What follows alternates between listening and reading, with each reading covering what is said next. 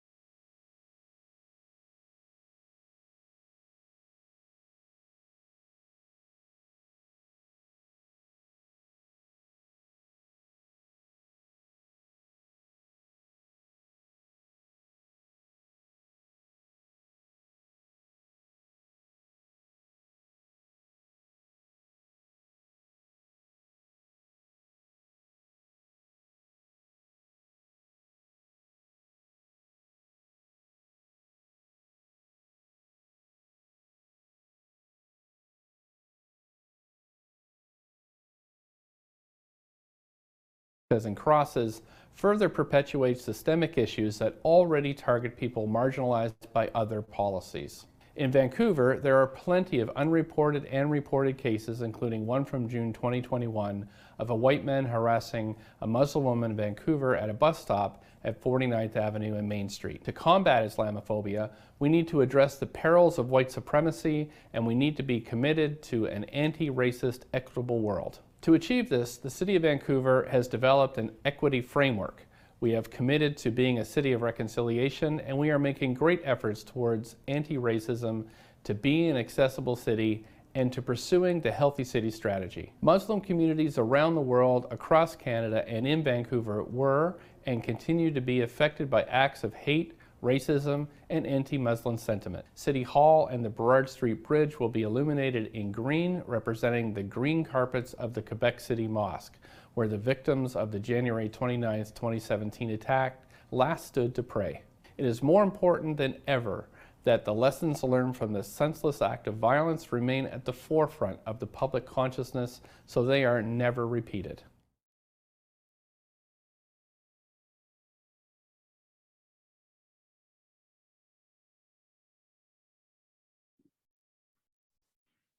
Thank you, everyone, for being here today. We are honored to have you participating in today's event. Assalamu alaikum, or peace be with you, brothers, sisters, and friends. January 29th is the National Day of Action and Remembrance on Islamophobia. And today we stand in solidarity and allyship with the Muslim community of British Columbia and Canada. My name is Yusuf Siraj, and in the spirit of truth and justice, I acknowledge and highlight that we are speaking to you today from the unceded and traditional territory of the Musqueam, Squamish, and Tsleil-Waututh First Nations. We are honored to have Chief Wayne Sparrow of the Musqueam Indian Band with us. He will formally open our event today, and we wish to offer you, Chief Sparrow, our greetings of friendship and brotherhood. Our esteemed speakers, guests, and participants have all gathered here to share with you the unique perspectives, experience, and truths on Islamophobia. We are honored to have many of our elected officials, faith leaders, and community representatives from across the Canadian mosaic present today. To everyone on this call and to everyone watching, we hope you will leave today with a better understanding and appreciation of the challenges we face, as well as the tremendous support that exists and the successes we've had in addressing Islamophobia and anti-Muslim bigotry in Canada. I'd like to thank my colleagues, especially Brother Tariq Tayyab from Foundation for a Path Forward and Islam Unravelled, for their ceaseless efforts in bringing today's event to you. Foundation for a Path Forward is the province of British Columbia's official faith community convener for anti-racism initiatives as part of the Resilience BC Anti-Racism Network. We are 100% nonpartisan and work with all communities and groups to better the lives and wellness of Canadians. Before we start today's event, I would like to invite Mufti Muhammad Sajjad from the BC Muslim Association to say a prayer for the souls of the victims of Islamophobia, as well as the victims of all forms of hate in Canada. Mufti Sajjad, please. Good morning, everyone. It's my pleasure and honor to open this forum with the verses of the Holy Quran. I have selected a few verses from the Holy Quran that I would like to recite on this occasion, and they are as follows. أعوذ بالله من الشيطان الرجيم بسم الله الرحمن الرحيم ولا تحسبن الذين قتلوا في سبيل الله أمواتا بل أحياء عند ربهم يرزقون فرحين بما آتاهم الله من فضله ويستبشرون بالذين لم يلحقوا بهم من خلفهم ألا خوف عليهم ولا هم يحزنون يستبشرون بنعمة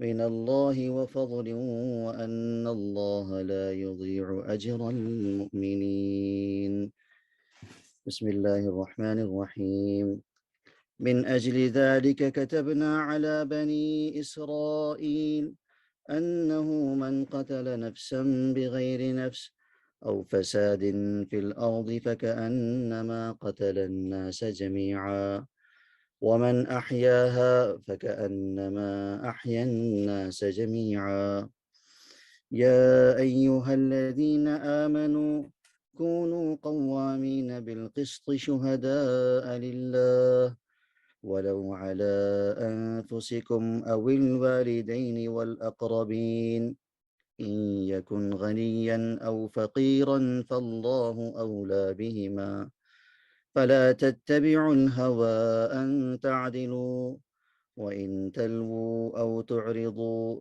فإن الله كان بما تعملون خبيرا. صدق الله العظيم. The translation of these three selected passages from the Holy Quran as follows. The first one is in the honor of our martyrs and in the loving memory of all the victims of Islamophobia. God the Almighty says, never think of those martyrs in the cause of God as dead. In fact, they are alive with their Lord, well provided for, rejoicing in God's bounties and being delighted for those yet to join them. There will be no fear for them, nor will they grieve. They are joyful for receiving God's grace and bounty, and that God does not deny the reward of the believers. And the next passage is on the value of human life. God the Almighty says, that is why we ordained for the children of Israel that whoever takes a life, unless as a punishment for murder or mischief in the land, it will be as if they killed all of humanity. And whoever saves a life, it will be as if they have saved all of humanity. And the last passage is about the society's role on upholding justice.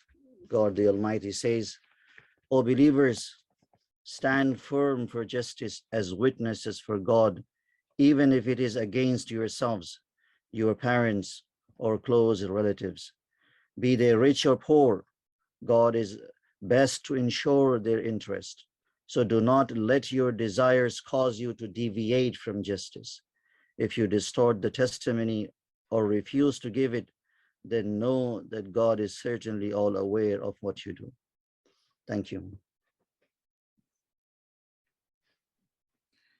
Thank you so much, Mufti, for sharing those words and prayers for the spirits of all humans, especially as today we mark the occasion of Islamophobia, those who have been victimized here in Canada. One terrible fact is that amongst all G7 countries, more Muslims have been killed because of their faith in Canada than in any other G7 country. So we stand in solidarity with all victims of hate, and today especially with the Muslim community. Our next speaker, we are honored to have, representing from the Musqueam First Nations and Indian Band, Councillor Rosalind Campbell, who will be sharing a few words about the importance of today's event from our First Nations community's perspective, as well as a land acknowledgement. Thank you so much, Councillor, for being here today. We're really honored to have you, and our wishes also are sent to Chief Sparrow, who we know was excited to join, but because of an issue was unable to. Thank you for being here today. Aichka, Yusuf. Yes, I'm here stepping in for Chief Wayne Sparrow. Yah Walak. He sends his regrets. I'd like to thank Yusuf and the event organizers for inviting Musqueam to open this important event today. I'm truly honored to learn about the event. I'll be honest, I wasn't aware of it, but fully support the coming together of everybody who's here this morning. Amid sap kwatwelam atatamach at sialachwach at homasquium squami isalil watach.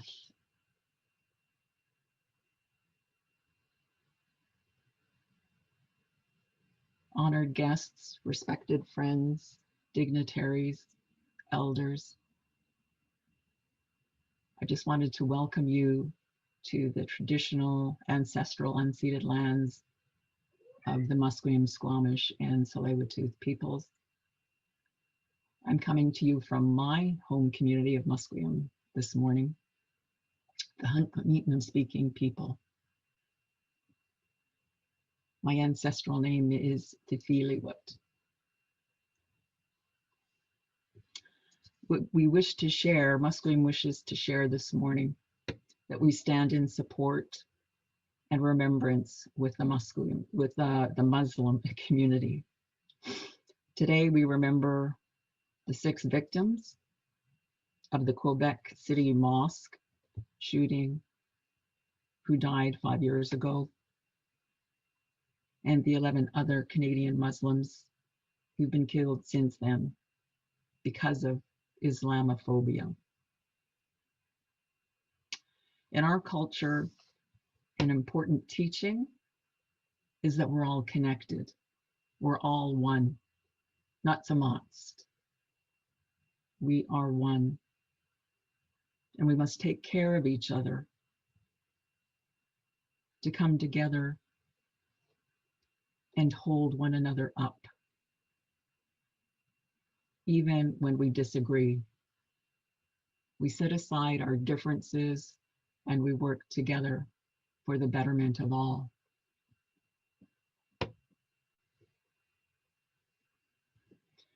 For me, this means everyone has a responsibility to uplift and support all communities in their mission to end hate, discrimination, and systemic racism.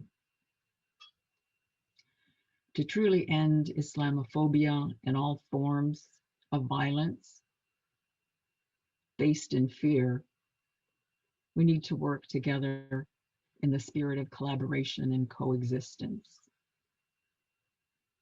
Events like today's are important to have meaningful dialogue, but I urge everyone, especially the politicians attending, to reflect on how they are standing up for marginalized communities and what they will do differently after attending today. Just going back to the prayer, the words that opened up the event, I heard Muhammad speak to saying there's no fear, there's no grief for those who were lost because they're okay where they are now. There's joy, the joy is not denied. In our culture, I mean, we also believe that. We're here in this world for a short time, and when we move on to the next, we're all okay. We're in a good place. So I hope that gives some comfort to the families of those who've lost loved ones because of Islamophobia. Aichka. Aitzapka. Thank you all. And I hope, I don't know, you have a very, good discussion as you move forward over the next few hours and the rest of today. Thank you. Thank you. Thank you so much, Counselor. We are honored to have you, and I know it was for you a last-minute thing to be able to join us, but I'm sure everyone on this call appreciates the heartfelt comments that you've made. And to carry your point, absolutely, we will continue to work together to make hate a thing of the past. It has no place in our country. And the Muslim and Musqueam people, as you say, we have a lot of shared traditions, and I think that there's more than enough that we can build on as a foundation. So thank you again for joining. We are honored to have you. Our next speaker today is Her Honor, the Honorable Janet Austin, the Lieutenant Governor of British Columbia. Her Honor was sworn in as the 30th Lieutenant Governor of BC on April 24th, 2018. And prior to this appointment, she actually spent 15 years as the CEO of the YWCA Metro Vancouver, providing direct on-the-ground support to many of the province's vulnerable communities for women. It is one of the largest and most diversified nonprofits, so a wealth of experience. As Lieutenant Governor, she's actually identified 3 key themes for her mandate: the promotion of diversity and inclusion, democracy and civil engagement, which my colleague Tark and I had a fantastic conversation about with her, and reconciliation. So Your Honor, thank you so much for being here. We are very excited to hear what you have to say. Thank you, Yusuf. I'm speaking to you today from the traditional territory of the Lekwungen peoples, the Songhees and Esquimalt, whom I thank for the privilege of living and working on these lands. Assalamu alaikum, peace be upon you, dear friends, for indeed, this community is very dear to me. I am deeply honored to be asked to join you today for this National Day of Action Against Islamophobia. And I believe that taking this time together is an important opportunity, not only to commemorate the appalling tragedy of the Quebec mosque shootings and to honor the memory of the 6 men who were killed for no reason other than being Muslim, to mourn their loss together as Canadians. But for me, it's also a day to reflect on my personal responsibility to be a visible and a vocal champion in opposing Islamophobia and indeed all forms of racism, hate, violence, and religious discrimination. Here in Canada, we have seen the brutal face of Islamophobia. It is not new, but tragically, we are seeing increasing evidence of racist and discriminatory attitudes, beliefs, and behaviors, and of hate groups that are simply unacceptable in our country. Indeed, our friends at Stats Canada tell us that police-reported hate crimes increased by 37% in 2020. We must embrace the unassailable truth that these are problems here in Canada, not just in other countries around the world, and that we have work to do. As Lieutenant Governor, I have pledged to oppose racism, hate, and religious discrimination in all its forms, and to speak up and speak out about the value of pluralism and diversity to Canadian society. I've promised to use my platform and my voice to promote inclusive attitudes and behaviors in our institutions, our workplaces, our public discourse, and in all our day-to-day interactions with each other. I'm deeply honored to be associated with Islam Unravelled and Foundation for a Path Forward and the BC Muslim Association. And I want particularly to thank my friends, Tariq Tayyab and Yusuf Siraj, for reaching out and engaging me in your truly splendid work. I've been so impressed with what you're doing to build inclusive communities through your conscious development of community and interfaith partnerships, and we see much of that evident here today, and also through the many acts of kindness, generosity, and compassion by which you reach out across the barriers that divide people in society. You set us an example of how to live well and contribute generously in a world which is full of challenge and richly diverse in race, creed, and ancestry. The lives of Canadians are enriched by the friendship offered by you and the members of your spiritual community. So as the Queen's representative and on behalf of all British Columbians, I join you in reflecting on the meaning of this day of action against Islamophobia and in pledging my full and enduring support for your work and for making Canada a place of peace and compassion that is inclusive of all. You give me hope for a better world. You truly do. Haichka, merci, thank you. Thank you so much, Your Honor. While listening to you, the words embodiment of the best of our values came to mind. And again, to see such solidarity, support, understanding, and competency with our cultures, shukran jazilan, as we say in Arabic. And we do look forward to continuing our work together in allyship to make, as you said, Canada and BC more inclusive, more beautiful, as it should be. Thank you again for your voice today. Thank you. I'm going to ask our youth engagement leader to share a few words from the Prime Minister, who today released a message on the Day of Action, Remembrance and Action on Islamophobia. So I'd like to introduce Ibrahim Tayyab, who just will be sharing a quote from that release today. Hi, thank you, Yusuf. My name is Ibrahim Tayyab, and I am a youth engagement leader with the Foundation for a Path Forward. And like you said, I'll just be sharing a couple words that the Prime Minister shared regarding Islamophobia, and they really stood out to me, and I'd like to share them with you. He says, Canada strives to champion human rights, freedom of expression, and freedom of belief. The government condemns Islamophobia and all forms of racism and discrimination in our society, and this is why confronting Islamophobia is an important part of Canada's anti-racism strategy. Thank you.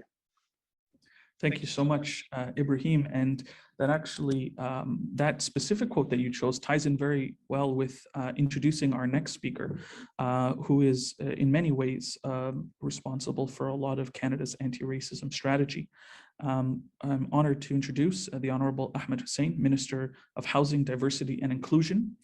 The Honorable Minister was first elected in 2015 to represent the riding of York Southwestern. He previously served as the Minister of Families, Children and Social Development and Minister of Immigration, Refugees and Citizenship.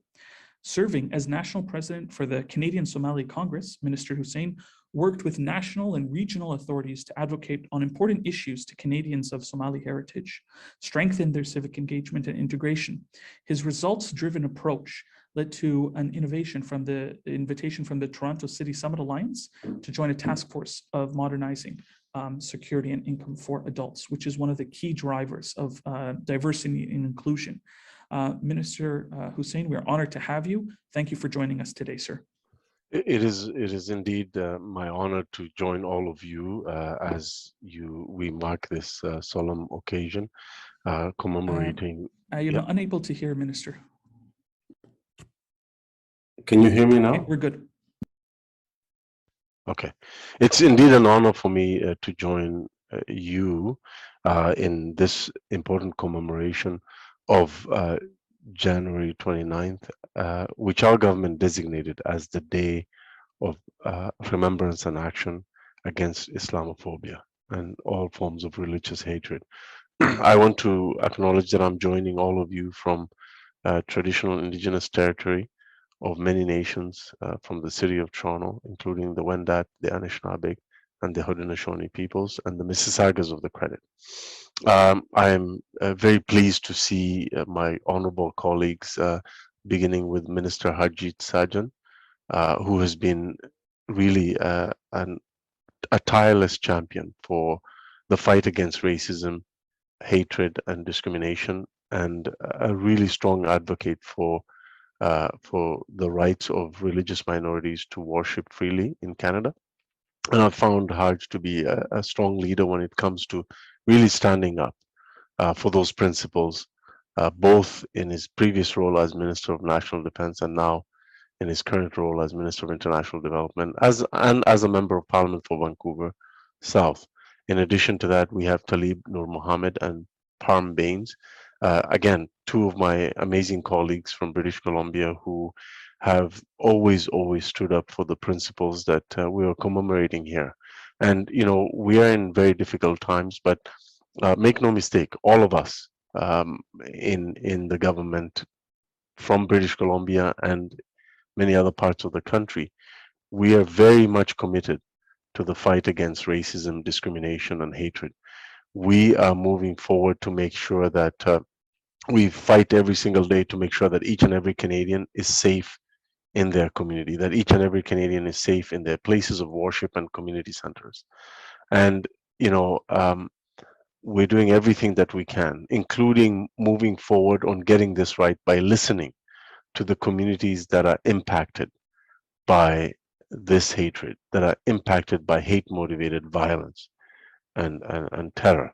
And that includes, for example, the announcement that the government made yesterday, and I made on behalf of the government to move forward on the commitment that we made to Muslim Canadians in the National Summit on Islamophobia, recommendation number 19, to appoint a special representative to combat Islamophobia, provide that individual with the proper framework and resourcing to do that really important work from inside government and also outside government. We're moving forward to reintroduce legislation after immense consultations on the online harms issue that the community had obviously expressed concern about, the importance of holding social media platforms accountable. We are moving forward to create a separate victims of hate violence support fund so that folks can be reimbursed and be helped by resourcing them with uninsured costs that result from hate motivated violence, things like physiotherapy and other supports that people have to pay for out of pocket. We're standing shoulder to shoulder to those victims, and while we also, of course, move forward to reintroduce Bill C-36, which will introduce amendments to strengthen the protections of victims against hate speech, hate propaganda and violence and hatred, and moving forward to take and incorporate the recent decisions of the Supreme Court of Canada that has done a good job at redefining hatred and introducing the term hatred into the criminal code, and making sure that we introduce other measures like a peace bond, so that when there is a reasonable apprehension of fear that someone or a group of people will engage in hate-filled propaganda or hate speech or hate-motivated violence, that an individual can seek from the justice system the imposition of a peace bond, whose condition will be that that person cease and desist those activities, and if they breach that peace bond in the future, that they'll face severe consequences of the law. All these changes and the amendments contained in Bill C-36 will help the police and prosecutors to better define hatred, to better define hate speech and hate propaganda, and to put better processes, easier processes for victims of hate, violence, and hatred and hateful propaganda. This is a very solemn day for Muslim Canadians from coast to coast to coast. I know that Islamophobia did not begin with that shooting in the Quebec mosque, and it will not end with our commemoration and our efforts. But of course, it shows that there's more work to be done, and it's not. Of course, government will play a big role, but it is up to all of us to tackle Islamophobia, to tackle all forms of hatred. A few nights ago, I was with members of the Jewish community and other allies in commemorating the International Day of Holocaust Remembrance at the National Holocaust Monument.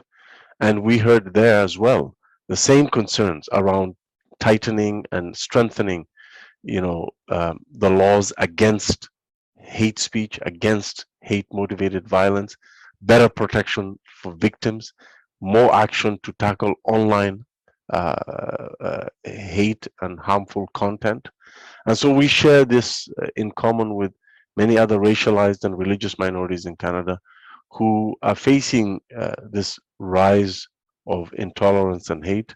And we come together, as evidenced by this room, by people from all walks of life and all corners of the country, to say, not in our name, and we recommit every single day to fighting this hatred, and to make sure that each and every Canadian, as I said in the beginning, feels safe and secure in their communities. Thank you. Merci beaucoup. Merci, Minister Hussein. Again, the specific work on preventative as well as supportive measures that yourself and the government are taking are really what I think building awareness about is part of what we're trying to do here. There is a lot of great work being done. And as you said, the shared experiences of Canadians, whether it's Jewish Canadians, Black Canadians, Asian Canadians, Muslim Canadians, regarding the spread of hate and discrimination is one that actually will unite us in defeating it. So thank you again for sharing your voice with us today. Our next speaker is the Honorable Harjeet Sajjan, who has in many events been there with us in solidarity and support. Minister Sajjan is now the International Development and Minister responsible for Pacific Economic Development Agency of Canada. He was first elected as the Member of Parliament for Vancouver South in 2015 and served as the Minister of National Defence from 2015 to 2021. Minister Sajjan has made serving others a cornerstone of his life. For 11 years, he worked as a member of the Vancouver Police Department, as well as participating in Canada's operations overseas with our National Defence Force. Thank you again, Minister Sajjan, for joining us. We are honored to have you. Thank you so much, Yusuf, and thank you for bringing us together. Assalamu alaikum to everyone. Let me begin by acknowledging first that I'm here speaking to you from the traditional unceded territory of the Musqueam, Squamish, and Tsleil-Waututh First Nations.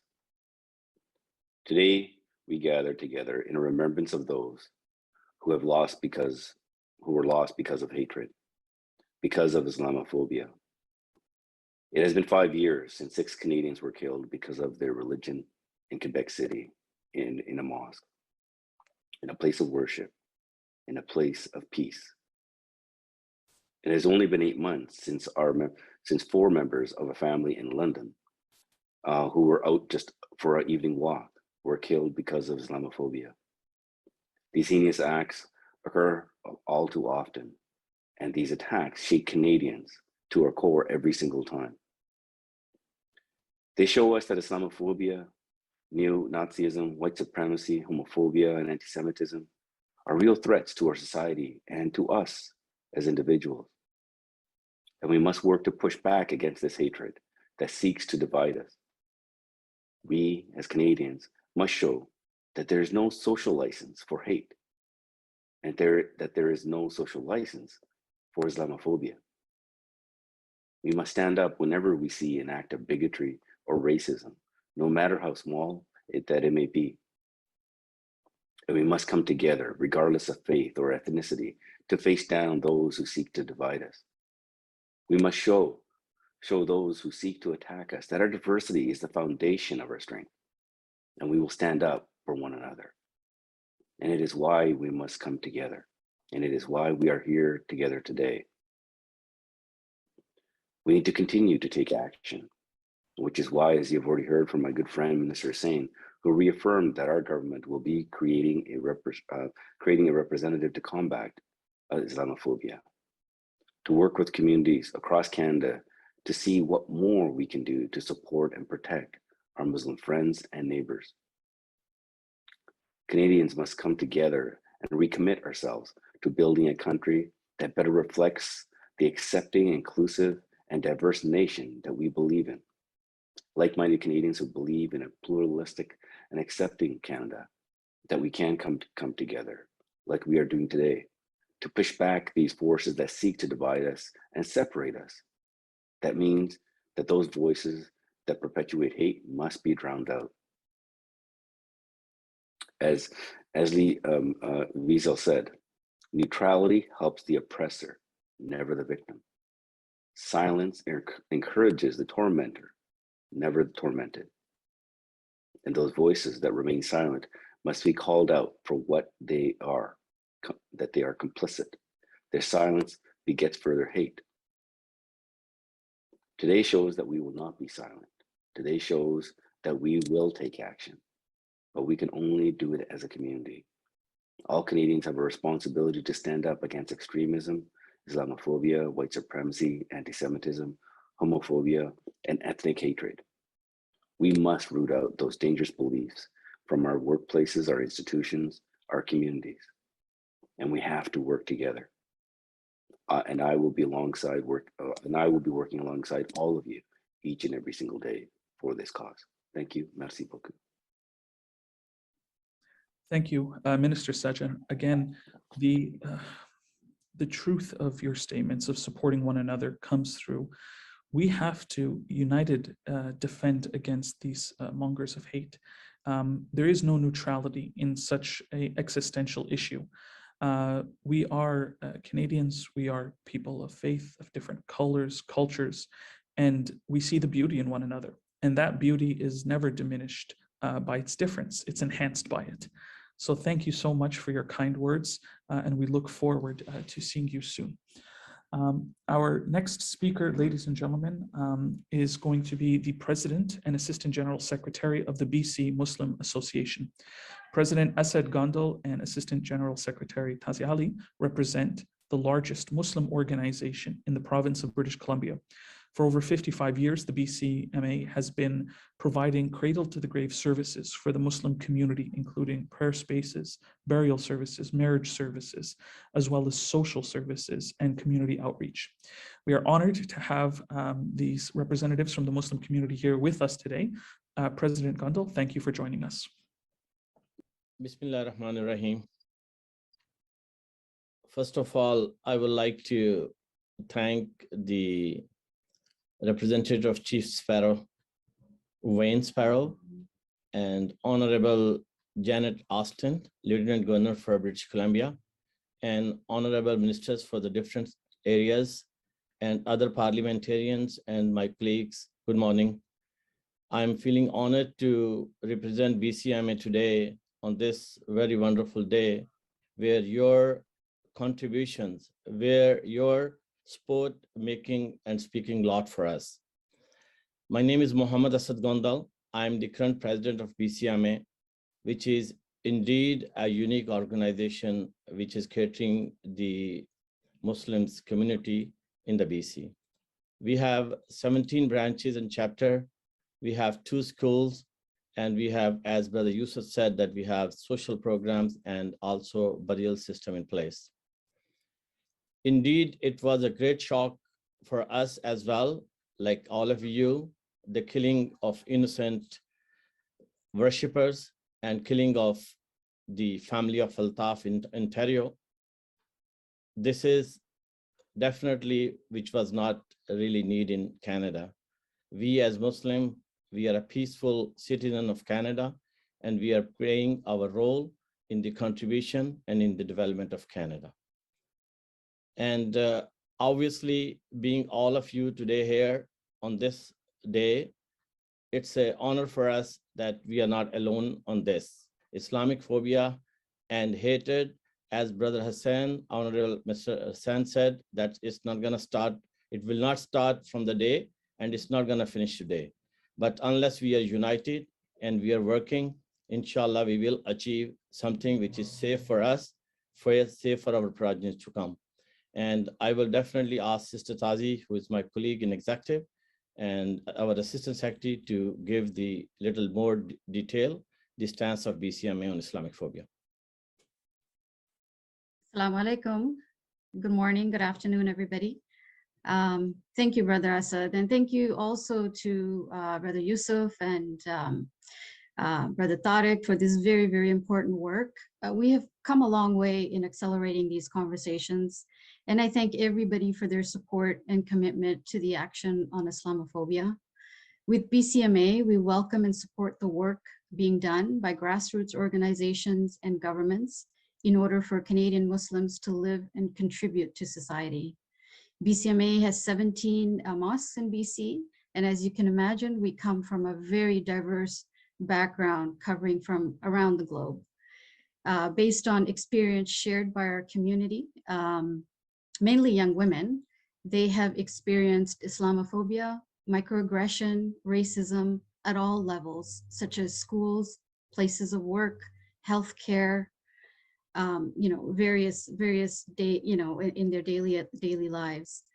Some examples that we heard recently from students and young women are high school students who are trying to organize prayer space in their schools.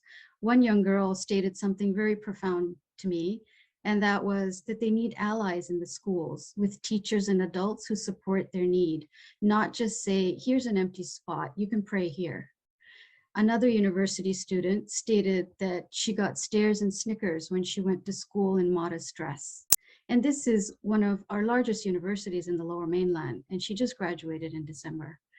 And what happened is when she went to school in her modest dress, one of the teachers made a point of talking about Muslim women in Black modest dress being oppressed and stating negative comments in the class where she was sitting. As you can imagine how she felt. But these are one of, smart, resilient women, and they are eager to give back. And I know we can do better as Canadians. Examples such as this and the Quebec shootings cause trauma, distress, and mental health for the whole community. We don't feel safe in our safe space, which is our mosques. We are listening to our community as BCMA directors and the work that our volunteers that are doing in the mosques. We are listening to our community and working on several initiatives to support them, to ensure they have the resources and support that they need. So conversations like this and hearing all these positive words, we've come a long way, definitely. And thank you again for this important work, kind acknowledgement and platform to end systematic racism and Islamophobia. Thank you.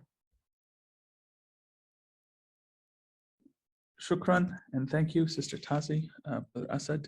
We are honored to have your voices and perspectives as leaders of the Muslim community of British Columbia shared with us. And it is one of the key outcomes and objectives of this event today is to bring awareness specifically to one of the issues you mentioned, which is the challenge of Islamophobia in schools and how it affects Muslim children as well as their colleagues who witness it. It is a major concern of our community, and it is one that we are hoping to have resolved. Our next speaker today, we are honored to have His Worship Malcolm Brodie, the Mayor of Richmond. Richmond is where the BC Muslim Association is actually headquartered, and there's a very wide and diverse Muslim population there. Mayor Brodie is someone who we have been working with in many respects to help address the challenges, his council members, as well as the diversity and inclusion component of the city of Richmond. Their 10-year plan for inclusion and diversity in the city is one that I think many municipalities across Canada can be inspired by and learn from. Thank you so much for joining us today, Your Worship. We're honored to have you, and we look forward to hearing from your voice. Thank you. Yeah, thank you very much. Assalamu alaikum.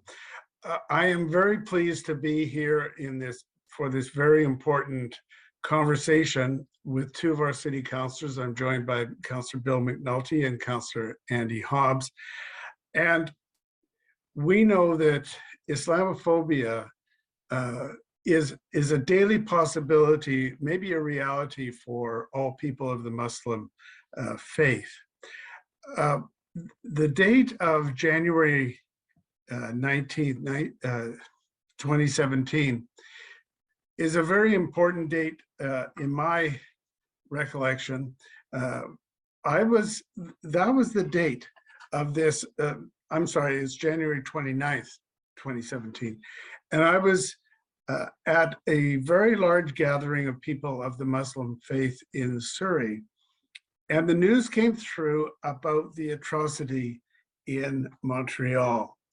And as the news broke and the gathered people were told about that situation, and there was probably 300 or 400 people in the room, I'm sure that it was not lost on anybody there that someone with hate in their heart coming in with a loaded gun could inflict great damage on the people gathered there in peace and in harmony for the simple purpose of having a community event.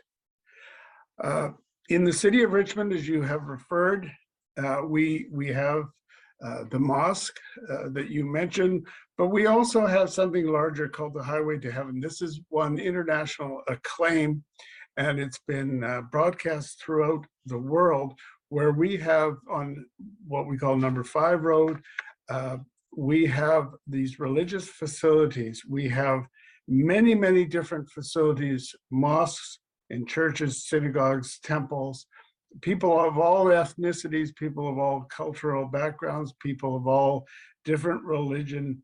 They live there and they worship and they pray there side by side in peace and harmony. And the approach is that they will overcome the hatred that we're talking about today, excuse me, through communication, through education, and through dialogue. And what you say about our long-term outlook in the city of Richmond is true. It's embodied in our precedent-setting cultural harmony plan. So it's all up to all of us to recommit ourselves to some of the values of diversity, of equity, of inclusion, and maybe more important than all of those are cross-cultural understanding. Now, in honor of the day, I have signed a proclamation. It's fairly brief. I would just like to read it out. We have presented it to your leadership. Whereas on January 29th, 2017, a gunman entered the Islamic Cultural Center Mosque in Quebec City and opened fire on dozens of Muslim worshippers. And by the time the shooting had ended, 6 people had been tragically killed and 19 more were injured.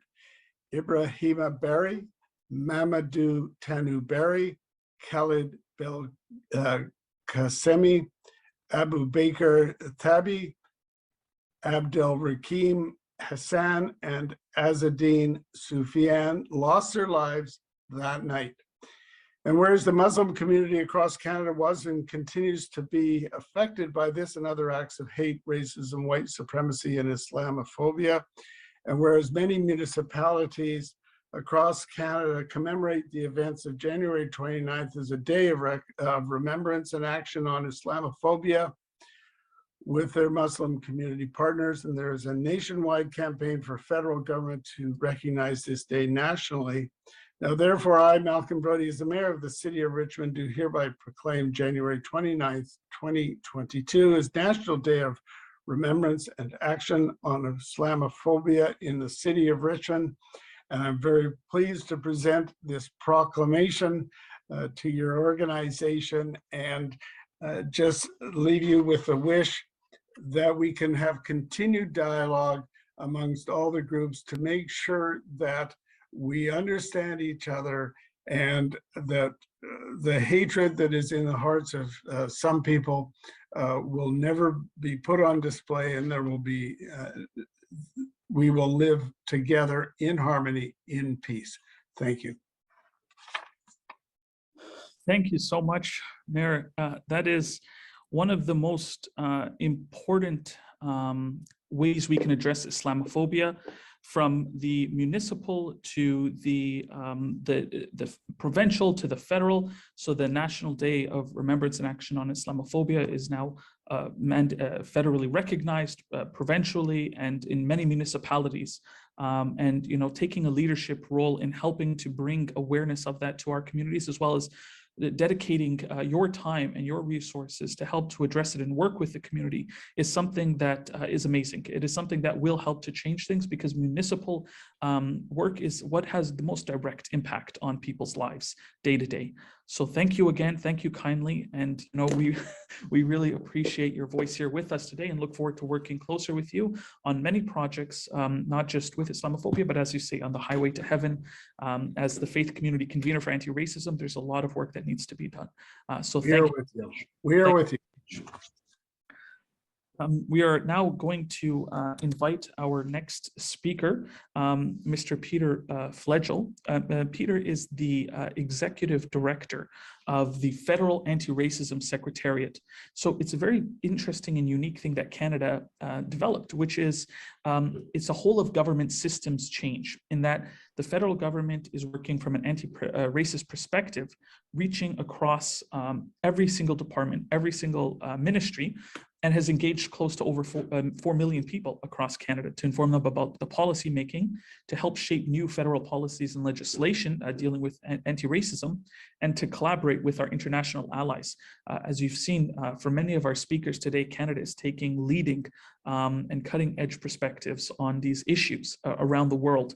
Mr. Fledgel has a history of leadership in government, NGOs, and philanthropic sectors, in areas including anti-racism, equity, human rights, innovation, culture, international affairs, and entrepreneurship.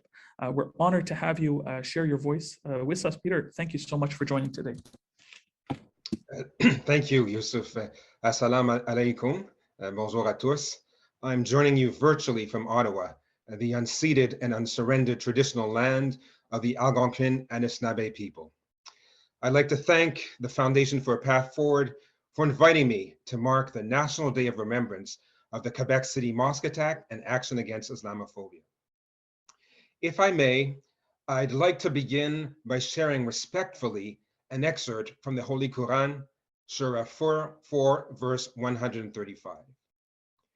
Stand up firmly for justice as a witness to God, even as against yourselves or your parents or your kin, and whether it be against rich or poor. I was brought to this specific passage for its powerful reminder to all of us that we cannot waver in our pursuit of justice. And if there is one thing I hope you take away from my remarks this morning, it is that you are not alone, that the Government of Canada's Federal Anti-Racism Secretariat is committed to standing by your side, listening to you, and working with you, so that together we can make Islamophobia a thing of the past. While I am really truly honored to be here today, the presence of our gathering is a somber one, and the purpose. This gathering serves a clear message to the nation that in this great country we call our home, the diverse Muslim communities no longer feel safe, that they can continue to feel pain and trauma from the terror attack that murdered 6 people and injured 19 others at the Centre Islamique de Québec, that acts of hate targeting Muslims and Islamophobia in general are increasing and being witnessed globally. This is a reminder that Canada is not immune to Islamophobia. And it is important to be clear. We are not simply facing ill-intentioned individuals or lone wolves, as we like to say. We are contending with all-encompassing systems, including transnational white supremacist networks of terror that favor some while they disenfranchise, impoverish, and dehumanize many others. But today's event also presents us with an opportunity. We are assembled to reaffirm our commitment to confront the growing tide of hate and to take a stand against the false narratives about Muslims that are at the heart of Islamophobia. And it is only through working with Muslim communities that we can and will stand firmly for justice. At the Federal Anti-Racism Secretariat, we operate as a federal hub, convener, and a catalyst with a clear mandate to lead a whole-of-government approach to addressing systemic racism, discrimination, and hate. And as the lead of Canada's anti-racism strategy, we are committed to listening, learning, and working together with Muslim communities to make sure that federal programs, services, legislation, and policy work for you, that they are free from systemic Islamophobia and all other forms of racism. Last year, we had the privilege of organizing the National Summit on Islamophobia as part of our National Anti-Racism Summit series. We heard that we have a long and arduous fight ahead of us. We heard that there was a need for better legislation to combat online hate, misinformation, and disinformation. We heard that there is a need for increased funding and adjustments to the Security Infrastructure Program and other relevant and related programs. And we want you to know that these calls for change are not going unheeded. As I speak, my team is using these very recommendations to help build the new National Action Plan on Combating Hate as part of the renewal of Canada's anti-racism strategy. In fact, as Minister Hussein mentioned it earlier, the government intends to appoint a special representative on combating Islamophobia, which is an important step in our joint efforts to combating Islamophobia across Canada. As a Black queer man who was stared in the face of hate and suffered its attempted blows, I stand with you and I'm fully committed to working with you to build a better, safer, and consciously more inclusive Canada. Nous tenons à être à vos côtés et nous sommes engagés pleinement à travailler avec vous pour construire un Canada plus sécuritaire et plus consciemment plus inclusif. Merci. Shukran. Merci, Peter. Thank you so much for sharing that. This strong stance that you and the Anti-Racism Secretariat have taken addressing hate, racism, discrimination, bias, Islamophobia, and all other forms of hatred in Canada is one that we stand in solidarity and allyship with as well. What you were saying in particularly to start about the importance of standing for justice, this is at the cornerstone of our society as Canadians, the pursuit of justice. And while in many instances, the country has fallen short, we are always trying to do better.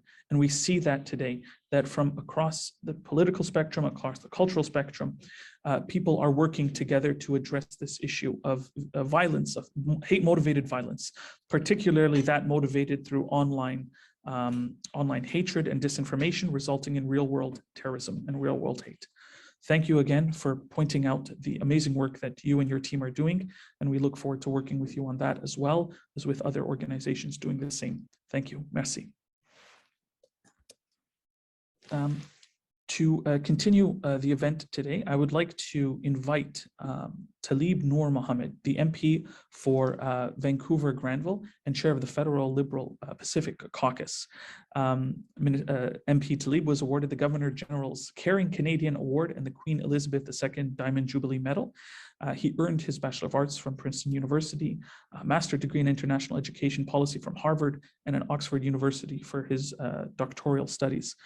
MP Tlaib has been working very closely with the Muslim community in addressing the issue of Islamophobia and racism, as we have seen here, and part of his mandate is to improve diversity and inclusion for all Canadians in all levels of public and community engagement and office. Thank you again, MP Tlaib, for joining us. We are honored to have you as well. Well, Bismillahirrahmanirrahim. Thank you so much, Yusuf and Tariq, for the wonderful work you're doing and for bringing us together. I'm coming to you today from the traditional unceded territory of the Musqueam, the Squamish, and the Tsleil-Waututh, and I am grateful to be here speaking to you from their lands. You know, as we gather today, and we have heard the words of Minister Hussein and Minister Sajjan and many others, you know, I think it's an indication of the level of importance and seriousness with which we are and we must take Islamophobia. And it's always good to see my friend Peter Flegel, who is an advocate, fierce advocate for justice, for working for diverse communities. And so, you know, we are well equipped with the team that we have at the federal level to be serving the Muslim community and others in the fight against hate. But, you know, when I reflect on Quebec City, the feelings that we all felt as members of the Muslim community, the feelings that came back when we heard about the Afzal family, the feelings that came back when we hear about the tragic killing in Toronto outside the mosque, these are moments that we remember. These are moments that are seared in the minds of all of us, regardless of where we come from, as Muslims, as non-Muslims. But for each of these incidents, it's important to remember there are many stories of Islamophobia that we don't hear about. The online hate that we're subject to when we open up Facebook or Twitter. Women who are standing at bus stops hoping that someone won't rip the hijab off them. Students at schools. These are the realities that we are dealing with. And the reality is sobering. And it's one that should scare all of us. But it's also one, I think, that should remind all of us that sadly, we are not in this fight against hate by ourselves. This is something that communities across Canada are seeing and feeling, whether it is Asian Canadians, whether it's the Jewish community, whether it's Black Canadians, whether it's the Indigenous communities across this country. The reality is that hate has become something that is pervasive in our society. And it's an opportunity for us, I think, to find ways to work against it and to learn from one another in the fight against hate together. But today we talk about Islamophobia and the consequences that we all feel. And I am always reminded that when we think about the vitriol, the anger, the hate that people feel, it comes from a place of ignorance. It comes from a place of lack of understanding, a lack of knowledge. And when we think about our understanding of what it means to be a Muslim, we're reminded that it's about justice, about kindness, about compassion. But these are Canadian values. These are the values that Canadians hold dear. And our opportunity, I think, is to start to think about telling the story of these values in a way that connects to the story of Canada. You know, when I was listening to, the counselor speak about the Musqueam tradition, there is so much that we have in common. There is so much that we have to learn from one another in the challenges that we're dealing with. And I'm always reminded that there are incredible role models for Muslims, for young Muslims, who are doing great things across this country, whether it's folks like Yusuf or Tariq here, whether it's Muhammad Faki back east. These are people that are exemplars for what it means to live the values of your faith. And, you know, we are all guided by what we feel is right. And I'm always reminded by a passage from the Quran, which talks about the fact that we have been created from a single soul, that we are joined in our hearts in love so that we can become brethren through God's grace. That's, to me, a chance for us to really think about what does it mean to be part of this Canadian family, to be part of this Canadian mosaic. Each of us brings our richness, our piece of the pluralistic pie that is Canada. But for us to be successful in that conversation, to be successful as Canadians in building this country that we aspire to build, we have to think about what it means to take on hate in every form, meaningfully, intentionally, and collectively. This is not going to be a battle against Islamophobia that is fought and won just by Muslims. We will need our allies, we will need our friends, and other friends and allies in other communities who are fighting and combating hate will need us to be with them shoulder to shoulder. So as we have these conversations today, which are incredibly important, as we hear from the voices that have come together in thinking about this important issue and how we deal with it, how we recognize it, how we address it, and how we overcome it, I think it's ever more important for us to take stock of how far we have come, but also how much more work there is yet to do. The work that Minister Hussein has talked about that the government is going to be doing is important, and it's essential for us in setting the tone. But government alone cannot do this. This is going to have to be something that is taken up by all of us in everything that we do every day, regardless of the communities from which we come. And we need to show unity in the face of this ongoing and increasing spate of Islamophobia that we're seeing across this country. But if we stick together, if we focus on the things that bring us together and not divide us, if we can show how we are living the values of Canada and how those values connect to our neighbors, to our friends, there is absolutely no one that can stand in the way of ending Islamophobia. But the work that has to be done, make no mistake, is significant. The educational efforts, the partnership building, these are going to be things that drive and should motivate us in moving the conversation forward. So I'm very grateful to be part of this conversation today. I'm grateful for the partnership that I have with many of you in moving these issues forward. We're going to keep working together to take on Islamophobia, to take on hate. We're going to fight for the things that matter. We're going to make sure that people can walk freely down the street, that people have the safety and security to be able to worship in peace. We have to work together to make sure that we're breaking down the misconceptions of Islam, of Muslims. And we're going to have to take this on as a responsibility, as a sacred responsibility. If we are able to do that, inshallah, what we end up with is the Canada that we all believe the Canada we all believe in. And I think it sets us up well for a future in which we look back on these times as moments of learning, as moments of grief and sadness, of course, but moments of learning, moments of coming together, moments of creating unity, and moments that are definitive in the building of this incredible country. So I want to thank you all for having me here today. I look forward to the conversations today. And I look forward to many, many more conversations over the coming weeks and months, and action over the coming weeks and months in taking on Islamophobia unitedly and together. Thank you. Thank you so much, MP Nur Mohammed Talib. You know, we're always honored to have you at our event, and the words you're saying touch my heart and touch, I'm sure, all of our hearts, because they come from a place that is heartfelt, that you have experienced it, and that you have a lived experience of what it takes to address this issue. So thank you again for sharing your voice with us and our viewers today as well. Our next speaker is the Honorable George Heyman, BC Minister of Environment and Climate Change Strategy. He is the MLA for Vancouver Fairview and Minister of Environment for British Columbia. He was the Executive Director of the Sierra Club of BC, one of the province's oldest environmental advocacy and education organizations, as well as the former President of the BC Government and Service Employees Union. One of the key expressions of racism and discrimination that we see is due to climate change, which drives refugees, which drives immigration, which drives a lot of the stories, as Mr. Talib Nur Mohammed was saying, the stories that are being told about people. So we are honored to have such a strong ally of the Muslim community here with us today. Your Honor, George Heyman, please go ahead, sir. Thank you, Yusuf. I'm joining everyone today from the traditional unceded territories of the Musqueam, the Squamish, and the Tsleil-Waututh peoples. Assalamu alaikum. It's an honor to join all of you today. It's an honor to stand in solidarity with the Muslim community, as well as elected officials from all levels of government and all parties. It's been a very reflective week for me. This day, the National Day of Action and Remembrance on Islamophobia, preceded by Holocaust Memorial Day. It's a week, it's a time of both horror and hope. The horror is obvious.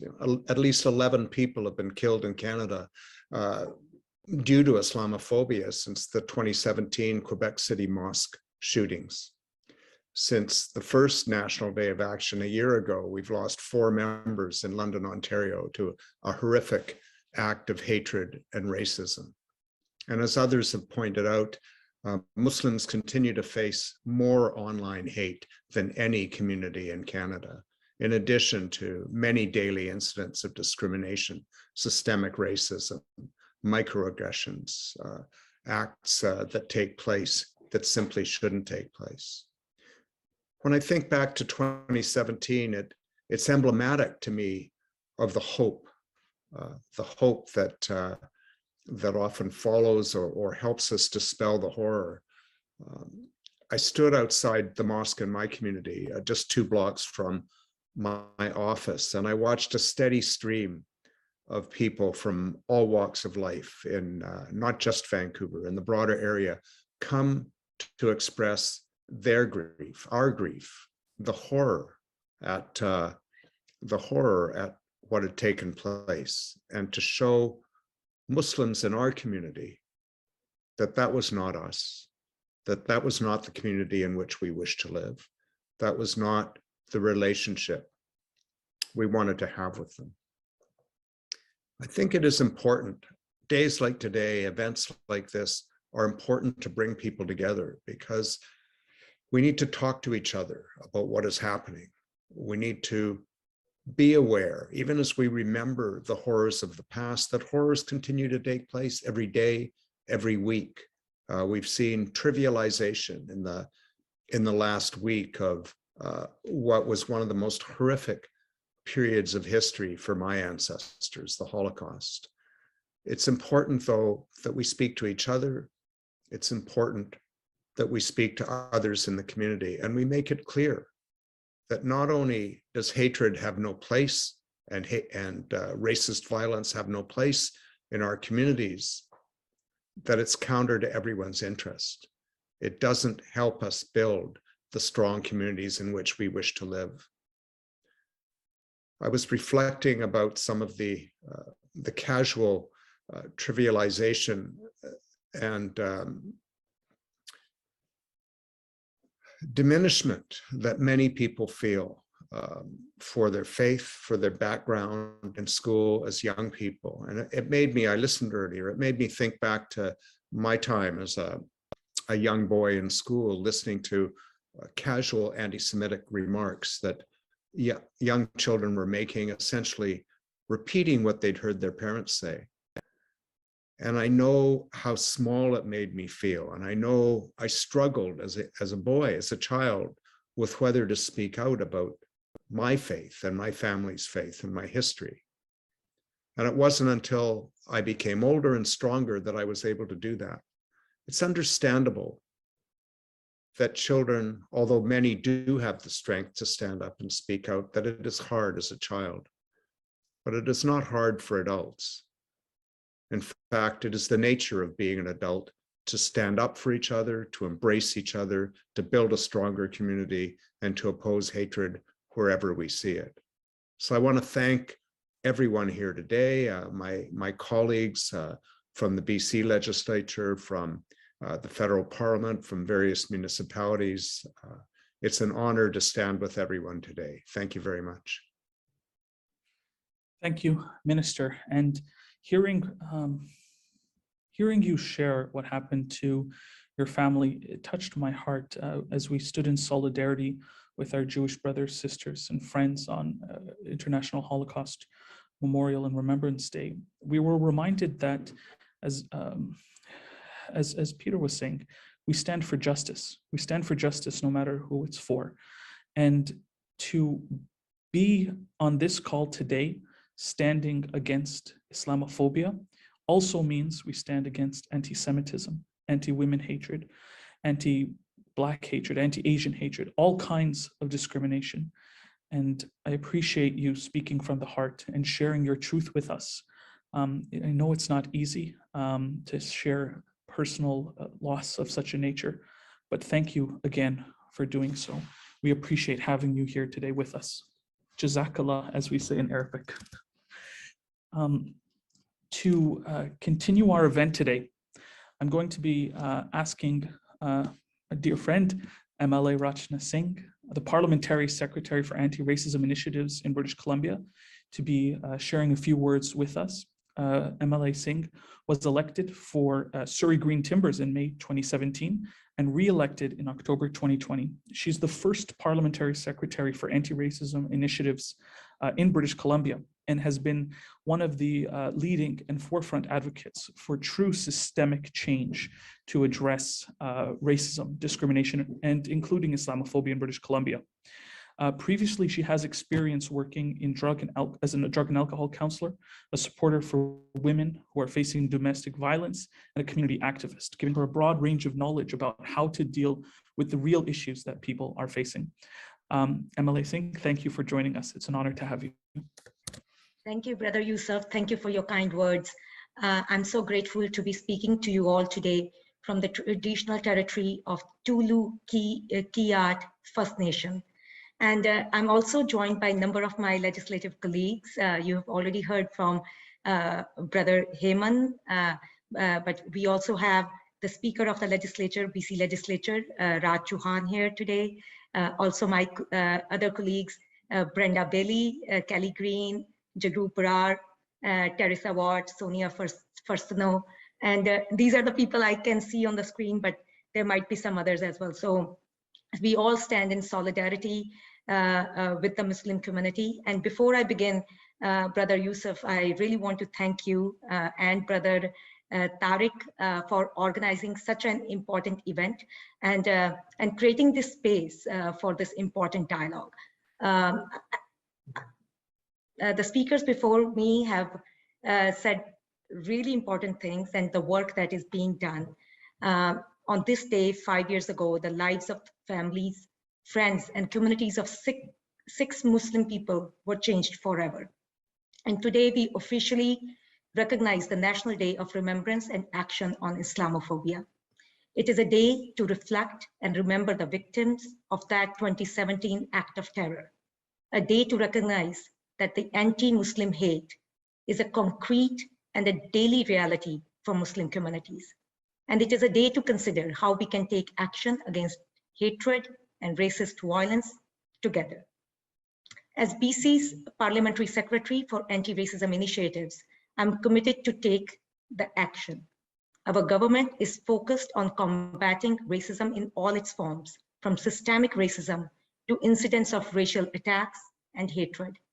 And an important part of this work involves looking at our own government policies and programs to root out systemic racism. To do this, we need data, real information, so we can make our services more equitable, so we can address the gaps that negatively affect people of color more than others. That is why we will introduce anti-racism data legislation in the BC legislature this spring. We are doing this work in partnership with the communities throughout BC, gathering feedback through lived experiences. And I'm so thankful to BCMA, Islam Unravelled, for being key partners in those consultations. At the same time, we are working in the longer term on BC's first Anti-Racism Act to help create a safer, more inclusive province for every British Columbian. But we can't stop here. We know more needs to be done. Let us all recommit to being anti-racist, commit to doing more to challenge that status quo, and to speak out when we hear and see examples of racism and fundamentally shift our institutions. We are here today because of an act so violent that I'm still at loss of words. Baseless violence and hatred that devastates families and communities. It has no place in Canada or anywhere. And today we stand in solidarity with the victims, the survivors of this attack, the families who have had their loved ones taken away from them, and in solidarity with everyone who has experienced Islamophobia and anti-Muslim hate.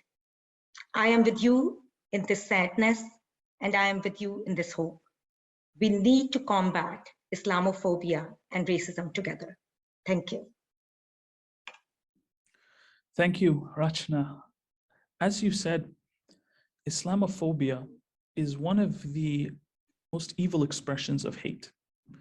Here in Canada, we are seeing people being murdered and killed because of it, which is it's an unbelievable situation to be in. What happened to the Afzal family in particular, many people saw themselves in that family just going out for a walk. We've had discussions with yourself and many other people on this call about what that experience was like, to hear that mother, daughter, husband, grandmother, kids just went for an evening walk. I know family members and friends who've changed their behavior to be more cautious and secure because of that event. And I want everyone on this call to imagine what it is like to believe that you can be killed and ran over by a white supremacist just because you're wearing a specific set of clothes that they identify with your faith. So thank you for bringing awareness to the importance of collecting data and information to make real change and real decisions to help end this, both online and in the real world. Thank you, Rachna. Our next speaker is His Worship Mike Hurley, the Mayor of Burnaby, a good friend and advocate for the Muslim community. He has joined us on our events previously, and he has stood in solidarity with our community, especially regarding addressing Islamophobia. Hurley was elected in 2018 for Burnaby, and he's the former president of the Professional Firefighters Burn Fund, which raised tens of millions of dollars for the Vancouver General Hospital and BC Children's Hospital to support children and people who are victims of burns. He received the Queen's Golden Jubilee Medal in 2002, and the Diamond Jubilee Medal in 2012 for his exceptional work for the community of Burnaby and of BC. Your Honor, thank you very much. Well, thank you very much, and hello everyone, and thank you for inviting me to say a few words here today. I'd like to recognize my colleagues who are online as well, and that would be Councillor Mike Heyman and Councillor Sabdallah. And before I would go any further, I'd like to take a moment to recognize you're on the ancestral and unceded homelands of the Hunkaminam and Squamish speaking people. And I extend my appreciation for the opportunity to join you from this territory. Burnaby is one of the most multicultural communities in Canada, with people's cultures and faiths from all over the world represented in our city. Our community is enriched and made more resilient by the diversity of our residents. And therefore, it falls on all of us, especially us as leaders, to safeguard our diversity by speaking out against acts of hate, discrimination, and Islamophobia. Unfortunately, it is a fact that Muslim Canadians experience Islamophobic actions and language on a regular basis. As tracked by Statistics Canada, there has been a steady growth in the hate crimes against Muslims since the early 2000s. The tragic vehicle attack on 4 Muslim family members in London, Ontario in 2021 is a poignant reminder that these tragedies can and do happen in Canada.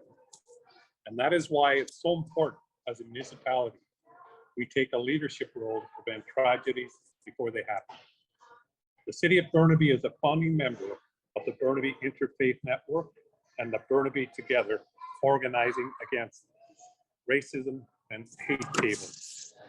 These tables regularly organize events and community initiatives to foster interfaith dialogue and understanding, to combat hate in our community. And by attending events like the National Day of Remembrance and Action on Islamophobia, we can share ideas and actions on how to make our communities safer for Muslims. We stand against all instances of Islamophobia and are committed to fostering our inclusive community where we all feel safe and welcome. I look forward to hearing more from the other speakers and expert panelists today. And thank you again for inviting us to join this very important event. Once again, thank you. Thank you, Mayor Hurley. We greatly appreciate you being here today to share your words and support and allyship with the Muslim community, which is growing in the city of Burnaby. It's one of the largest growing Muslim communities. The Masjid as-Salam from the BCMA is located there. And we have very positive and strong relationships with many of your councillors and representatives. So thank you again for being with us today. We appreciate it, sir. As we continue today's event and hearing from our supporters, allies, and friends, and dealing with this terrible issue of Islamophobia in Canada and being a leader in Canada for the rest of the world, I'd like to take the opportunity to introduce our next speaker, MLA Sonia Furstenau, who is the leader of the BC Green Party. Sonia is a great friend with a kind heart, and I think that's what will make the biggest difference in addressing this and other forms of hatred, is kind-hearted people coming together to make real change. She was first elected to the Legislative Assembly of British Columbia in the 2017 provincial election to represent the electoral district of Cowichan Valley. And she actually started her career in 2014, her political career, when she was elected to serve as a director of the electoral area B within the Cowichan Valley Regional District. And this was after 2 years of working with the Shawagan Residents Association to protest and appeal permits that were allowing landfills to be built on the banks of the community's drinking source. So right down to the core issues facing her community, health and well-being, Sonia has been at the forefront of trying to deal and address those. She also has a BA and MA in history from the University of Victoria, giving her the perspective of how we got to where we are so that we can build a better future. Thank you so much, Sonia. It's an honor to have you with us today, and we look forward to hearing your voice. Thank you so much, Yusuf, and thank you to the Foundation for a Path Forward, and to your efforts and Tariq's tireless efforts to not just coordinate events like this, but relentlessly work to create community and connection rooted in anti-racism. I am incredibly grateful to all who have spoken so far. It's heartening to see such a turnout to this important event, and at the same time, my heart is heavy. As Minister Heyman indicated, the horror of what happened, what we are commemorating today, but also what continues to happen. And indeed, what is happening right now is sickening. I'm speaking from the unceded territories of Cowichan tribes and Malahat Nation. It is an immense privilege to live and learn on this land, and from the people who have been here for millennia. As Yusuf said at the outset, we are gathered in solidarity and allyship with the Muslim community to recognize the victims of Islamophobia and hatred. It is so critical that we pause on this day to remember the people whose lives have been lost and the families and the communities that bear that loss in perpetuity. I appreciate Minister Sajjan's words. We must ensure that there is no social license for hate or Islamophobia in our country. These days, it feels like we are spending a lot of time in crisis. COVID-19, climate change, mental illness, drug poisoning, and racism. It feels heavy and all-encompassing and sometimes inescapable. And it's particularly painful to see the overlap, the structural, institutional ways that these experiences are compounded. Think of how COVID-19 has hit communities of color far more heavily. And think of how racist incidents have spiked as the virus has spread. I think about all of this as I reflect on this day of remembrance and action. The white supremacist who murdered 6 Muslim worshippers at the Islamic Cultural Center on January 29th was not the end of the violence and hatred that Muslim people are facing. I think of the Afzal family murdered last summer while going on an evening walk. I think of Fatima Anvari doing the meaningful work of teaching students through a pandemic and then ordered to remove her hijab. I think of those, again, murdered at the Islamic Cultural Center in Quebec and those murdered in Christchurch. In the aftermath of these terrible tragedies, the common thread is that communities have come together in support, love, and healing. Fundraisers for the families, memorial events, laws are passed banning assault weapons, and people, regardless of color or creed, come together to mourn. But I think it's important to recognize how much more we have to do and the weight of responsibility that the community leaders present today must bear. There are governments in Canada passing discriminatory legislation banning the wearing of religious symbols such as a hijab, effectively institutionalizing Islamophobia. And this is wrong. It is discriminatory and dangerous, And it goes to show how much work we have to do to recommit to anti-racism and to commit to supporting, uplifting, and protecting the Muslim community. Just as communities have come together in the aftermath of tragedy and crisis, I hope we can come together today and tomorrow and to continue to come together to take proactive action. I hope we can see what has come to pass in the rising rates of violence and acknowledge that we must double down on leading with love. That means calling out racism when we see it, whether it's at a grocery store or in the legislature. It means reaching out as the Foundation for a Path Forward and Anti-Racism Network have done to build relationships across communities so that we can work together to improve lives for everybody. All of this to say, even amidst the grief that we carry today, I am hopeful. I am inspired by all of you at this event, by the speakers, by the people on social media who have posted their support and offered care and love to those closest to the pain. I'm inspired by young people all around using their platforms for good, focused on a future where we can all live in equity and safety. I've thought a great deal about that hopeful vision for the future. And one of the greatest hurdles we face is our unwillingness to be truthful about the present. We must acknowledge and confront the racism problem we have in Canada. We are confronted by it in acts of violence and murder, but we must also recognize that it is the racism that is built into our laws, the racism that permeates our systems and institutions that is relentlessly damaging to people and to the future that we all must commit to building together. It's heartening to see all of the leaders here today as we share this essential commitment to ending Islamophobia, hatred, and racism in our communities. Thank you so much. Thank you, Sonia. We truly appreciate you being here and sharing those words with us. Every time we meet, I always feel heartened to know that allies such as yourself not only exist, but are also working diligently to have an outcome that is positive for all communities towards these issues. Thank you for sharing your voice with us today, Sonia. We really appreciate it. My friends, we're going to have a slight agenda change. Today is actually the Chinese New Year celebrations here in Vancouver. And we are honored to have as a speaker, Inspector Terry Young, who's the chair of Success, as well as the VPD Diversity and Inclusion and Indigenous Relations lead. And because Terry is actually organizing this event for Chinese New Year and Lunar New Year, we're going to just give him the opportunity to speak next so that he can fulfill his other obligations today.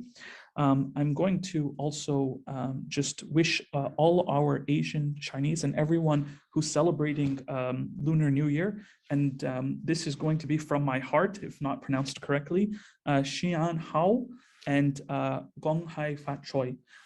So we wish you a prosperous and happy New Year, and hopefully one free of anti-Asian hate and Islamophobia. Thank you, Terry, for accommodating the slight change. We look forward to hearing from you. Thank you. Happy Lunar New Year. I'm speaking to you from the traditional territories of Musqueam, Squamish, and Tsleil-Waututh nations. Today, we remember the past so we can fight for a brighter future. Today, we remember the victims and families of the Quebec City attack. It's a sad occasion, but we must remember the past in order to fix the future. No one should face hate and racism alone. We must band together to address barriers and prejudice. We are stronger together. We must continue our education and engagement efforts, and we must support one another. As you are aware, as a part of an interfaith outreach group with Tarif, with the Muslim community, the Jewish, the Indigenous, and the Asian community, and other religious group, we speak at high schools to address stereotyping, distrust, and to build better understanding for students for a better future. And many speakers spoke on a lot of subjects today, so I'm not going to repeat that. But As Minister Sajjan said, we must not remain silent, because by not speaking up, we're not going to be able to fight for a better future. By lifting and supporting each other, we can ensure that we find a sense of belonging and inclusion for everyone in our country. I also want to thank my friends who are the organizers of today's event. Assalamu alaikum, peace be with you, and have a great afternoon. Thank you. Thank you so much, Terry, and we wish you the best of luck with your event today. We stand in allyship and solidarity with our Asian brothers, sisters, and friends. And thank you for taking the time to accommodate sharing your voice with us today.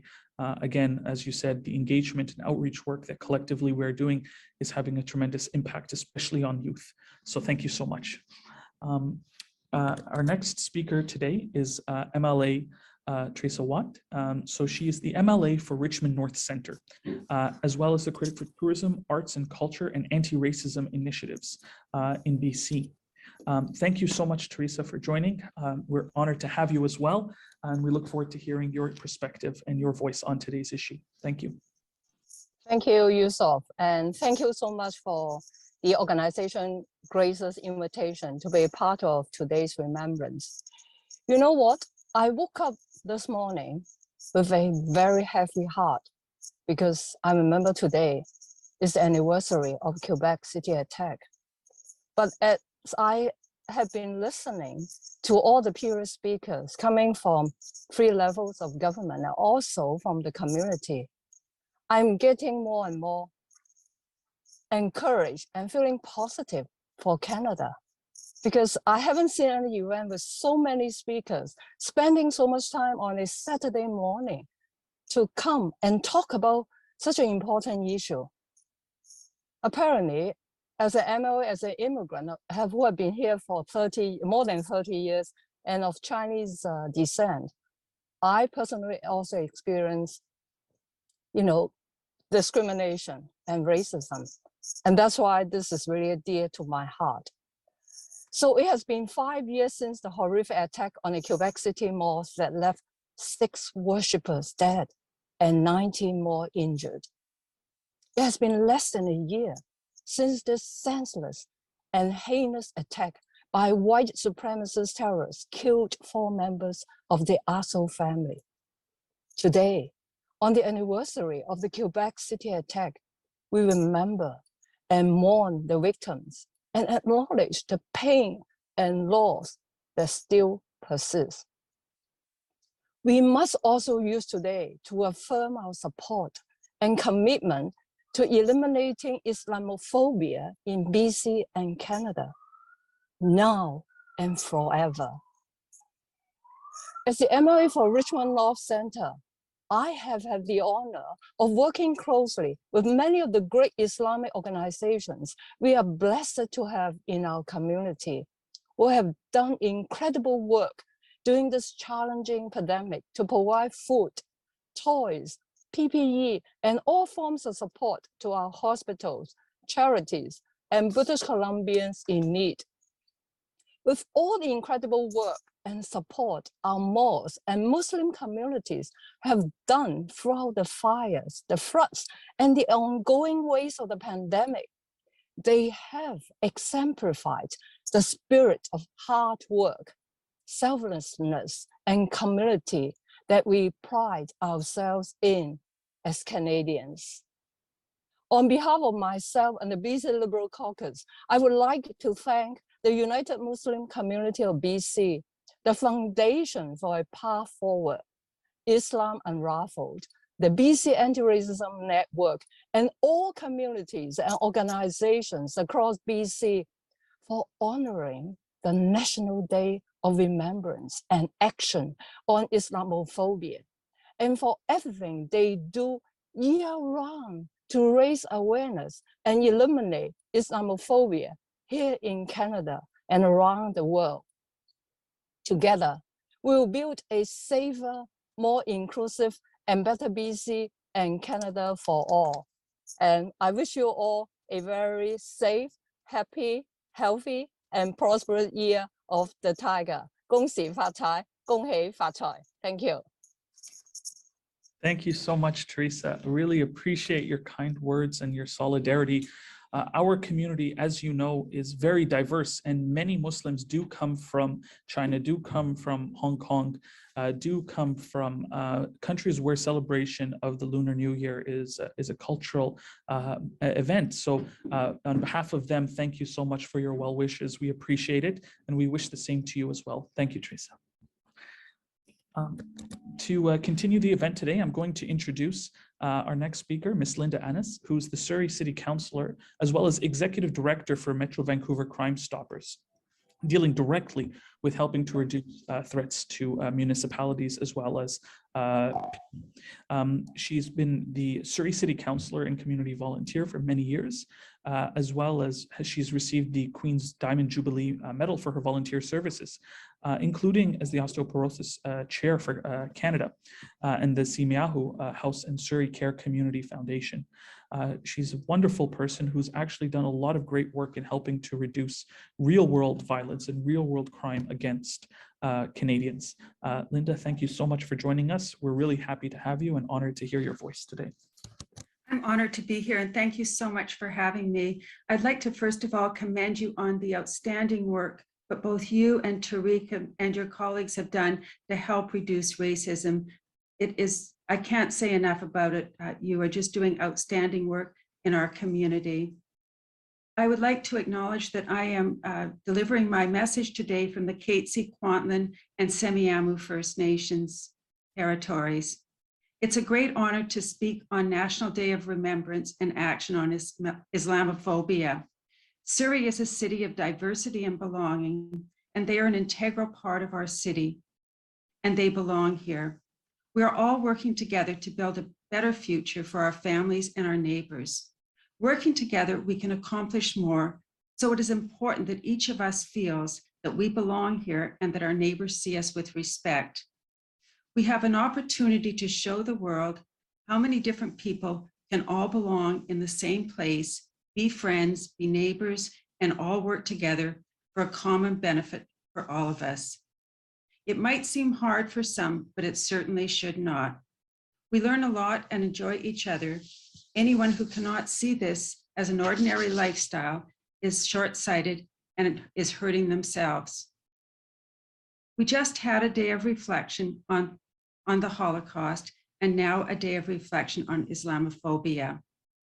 It is shameful on humanity that we need to have either one of these days. We shouldn't fear or hate people who are different than ourselves. We all belong here. We should learn from each other, embrace the differences, and we can all reap the rewards. Surrey is a city where we all want to safely live, work, play, and learn. There is no room here for hate of any kind, but there is room for everyone to belong. And let's set an example of love. Thank you. Thank you so much, Linda. I think that one thing you mentioned actually reminded me of one of the challenges that we do face in particular. When you said we belong here, that has been one of the most important aspects of addressing and ending Islamophobia in Canada, is to make people understand what a Canadian is. Unfortunately, we have seen across the country instances, including in Edmonton, Alberta, where people took it upon themselves to target Muslim women because in their minds, they didn't belong. They were Black women, they were wearing hijabs, and in many cases were just by themselves doing daily things, shopping, sitting in their cars, or going out for a walk. They were assaulted and attacked and threatened. Some were sent to the hospital. And these are just the reports that we've heard or were reported to the police, and that's about 20 in the last year. There's a big challenge there with people thinking and seeing a Muslim woman and thinking that person doesn't belong. So to hear the work you're doing and everyone else on this call to change that perspective is very heartwarming and appreciated, because it is one of the things that is most needed in addressing Islamophobia and hatred towards Muslim women in particular. Thank you so much, Linda. We really appreciate you sharing your voice with us today. Thank you. I'm going to now introduce our next speaker, who has been at the forefront of pushing for recognition in the municipal level in Vancouver for challenges and issues related to the Muslim community, particularly today, the day of remembrance and action on Islamophobia. Councillor Jean Swanson has been a tremendous supporter to the Muslim community, as well as other racialized and minority communities in Canada. For the last 12 years, she has volunteered at the Carnegie Community Action Project, working to help change the lives of people living on Vancouver's downtown east side, better houses, higher welfare wages, and helping to change their lives as well. She has worked to get governments to reduce and end poverty, one of the main drivers of hate and social discord in a country, and was awarded the Order of Canada in 2017 for her amazing contributions. She is a true ally and friend of our community and a personal friend, and we're honored to have her here as well. Thank you so much for joining, Councillor. Well, thank you, Yusuf. I feel really honored that you've invited me. And I also want to recognize there's two other council colleagues here, Pete Fry and Sarah Kirby-Young. And I'm speaking from the stolen land of the Musqueam, Squamish, and Tsleil-Waututh. And I'm thankful for their eons of stewarding the land and committed to listening and learning how to best support land back and real ways for Indigenous sovereignty and reconciliation. So today is a day to try to make something better out of something that was awful and is awful. Ibrahima Berry, Mamadou Tanu Berry, Khaled Belkacemi, Abu Bakr Thabti, Abdul Karim Hassani, and Azadine Sufyani were murdered because of religious hate by white supremacists. People across Canada were horrified and tried to act. Here in Vancouver, we passed a unanimous motion to declare January 29th as an annual day of remembrance and action on Islamophobia. But it's important to remember Islamophobia is alive and well. It was only 2 months ago in December, a woman was caught making an Islamophobic rant in a shopping mall in Burnaby. Last June, a woman in Vancouver was stopped at a bus stop by a man who verbally harassed and threatened her for wearing a hijab. Only recently, anti-Islam groups were organizing rallies and marching in Vancouver. A 2020 UN report showed half of Canadians have a negative perception of Islam and Muslims, far more than any other religious group. The same report showed that a similar percentage of Canadians feel that Muslims can't be trusted, that mosques should be under surveillance, that discrimination against Muslims is a fault of Muslims themselves, and that their children shouldn't marry Muslims. For those of us who aren't Muslim or who aren't brown, it's sometimes difficult to see the extent of Islamophobia in the city. But anyone who is Muslim, and often those who aren't, but who are racialized, are targeted by the same Islamophobic sentiments. They can speak to countless experiences of racism in the media, the city, and our culture. Those of us who are white need to be better allies to racialized community members and challenge the narratives that are told about Muslims, popular images about Muslims expressed in the media, and things that are said behind closed doors. A workshop last year by the National Council of Canadian Muslims had a great list of practical solutions for municipal governments: passing street harassment bylaws with ticketing authority, community funding for anti-Islamophobic initiatives, building anti-Islamophobic mayoralty advisory circles, public education campaigns to confront Islamophobia, celebrating the history of Canadian Muslims, investing in alternative measures to policing, increasing opportunities for young Canadian Muslims in city decision-making. I think that's a great list for those of us in municipal governments to start to work on, even though it's just a start. We should also be prepared to hear pushback. People will speak out against these measures. Racism won't go away in a day. We can't let ourselves be swayed by the pressure of anti-Muslim people. We can't wait for another tragedy to take place before we take more action. To that end, a number of cities are contributing to a fund for a Supreme Court case to challenge Quebec's Bill 21. which bans Canadians working as teachers, lawyers, police officers, and more from wearing religious symbols like hijabs. I've got a motion coming to Vancouver that hopes to contribute to that fund.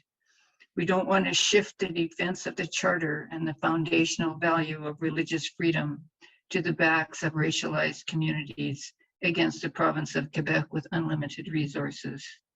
Canada should do better for Muslims. Quebec should do better for Muslims.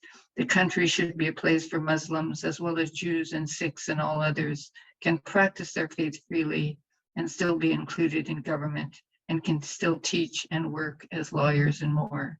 So I urge Vancouver to stand in solidarity with the Muslim community and all marginalized communities in the city and support the legal case against Bill 21. Thanks so much for organizing. Thank you kindly, Councillor. And, you know, we do have a panel coming up specifically dealing with Bill 21 and the challenges associated with it. So it is a huge community concern, not just for the Muslims, but as you said, for the Sikh community, the Jewish community, and all Canadians, that such legislation has become law in one of our provinces. So thank you again for all the amazing work you've done and continue to do, and being an inspiration to many in this city. Thank you. I just want to take a moment to highlight some comments made by the BC Human Rights Commissioner, Kesari Govinder, and her team for British Columbia. My colleague Tariq Tayyab and I in Foundation for a Path Forward are community liaisons and advisors for the Commission, especially in dealing with hate during the COVID-19 pandemic in British Columbia. And we are honored to be working together with the Commission on addressing such an issue. The BC Office of the Human Rights Commissioner has said publicly that today, on the National Day of Remembrance of the Quebec City Mosque attack and actions against Islamophobia, we remember the lives of the 6 people who were killed. Together, we must combat hate in all its forms and stand up against Islamophobia, racism, and xenophobia in our communities. British Columbia is at the lead of addressing many of these social challenges in our time within Canada and within the world. And we want to thank everyone who is taking a step towards a more diverse, equitable, just, and fair province, country, and planet. Thank you so much, Kesari Govinder, Commissioner of Human Rights in British Columbia. Our next speaker is Brother Shamarke Dubois from Victoria City Council, who has been an amazing person who has touched so many aspects of what cause Islamophobia, what drive Islamophobia in his life. And he's been able to overcome them and still have an attitude of resilience and care. He was a former refugee who fled civil war in Somalia at the age of 8 and spent 20 years seeking safe haven until Canada offered a home in 2012. He has contributed to the development and betterment of life for Canadians in his city as well as throughout the country. In October 2018, he was elected as the first Black refugee, Somali, and Muslim city councillor in the city of Victoria. And Shamarke is also one of our closest colleagues in city councils in British Columbia, and has done amazing work to help address not only Islamophobia, but hate and discrimination at all levels towards Canadians. Thank you so much for joining us today, Shamarke, and we're honored to have you with us. Thank you for having me. It's just an amazing to see all leaders join today, and thank you for all the work. It's always such a privilege to work alongside with you. And hello, my name is Shamarke Dubois. I'm a Victoria City Councillor, but also the first Black City Councillor elected in Victoria since 152 years. And I'm also a fellow of UN Human Rights Council.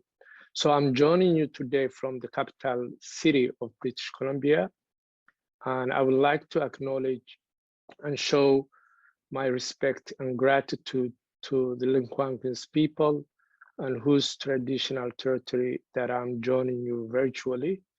And the song is Squamish and Wasaganese people whose historical relationships with the land continue to this day, and including those of us who came a decade ago, or those of us who came 100 years ago as settlers, as immigrants in this generation or generations past.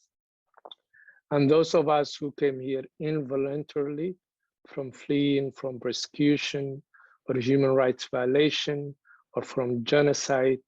And I make this acknowledgement not as a footprint of historical footnote, but really commitment to the true and lasting reconciliation with Indigenous people.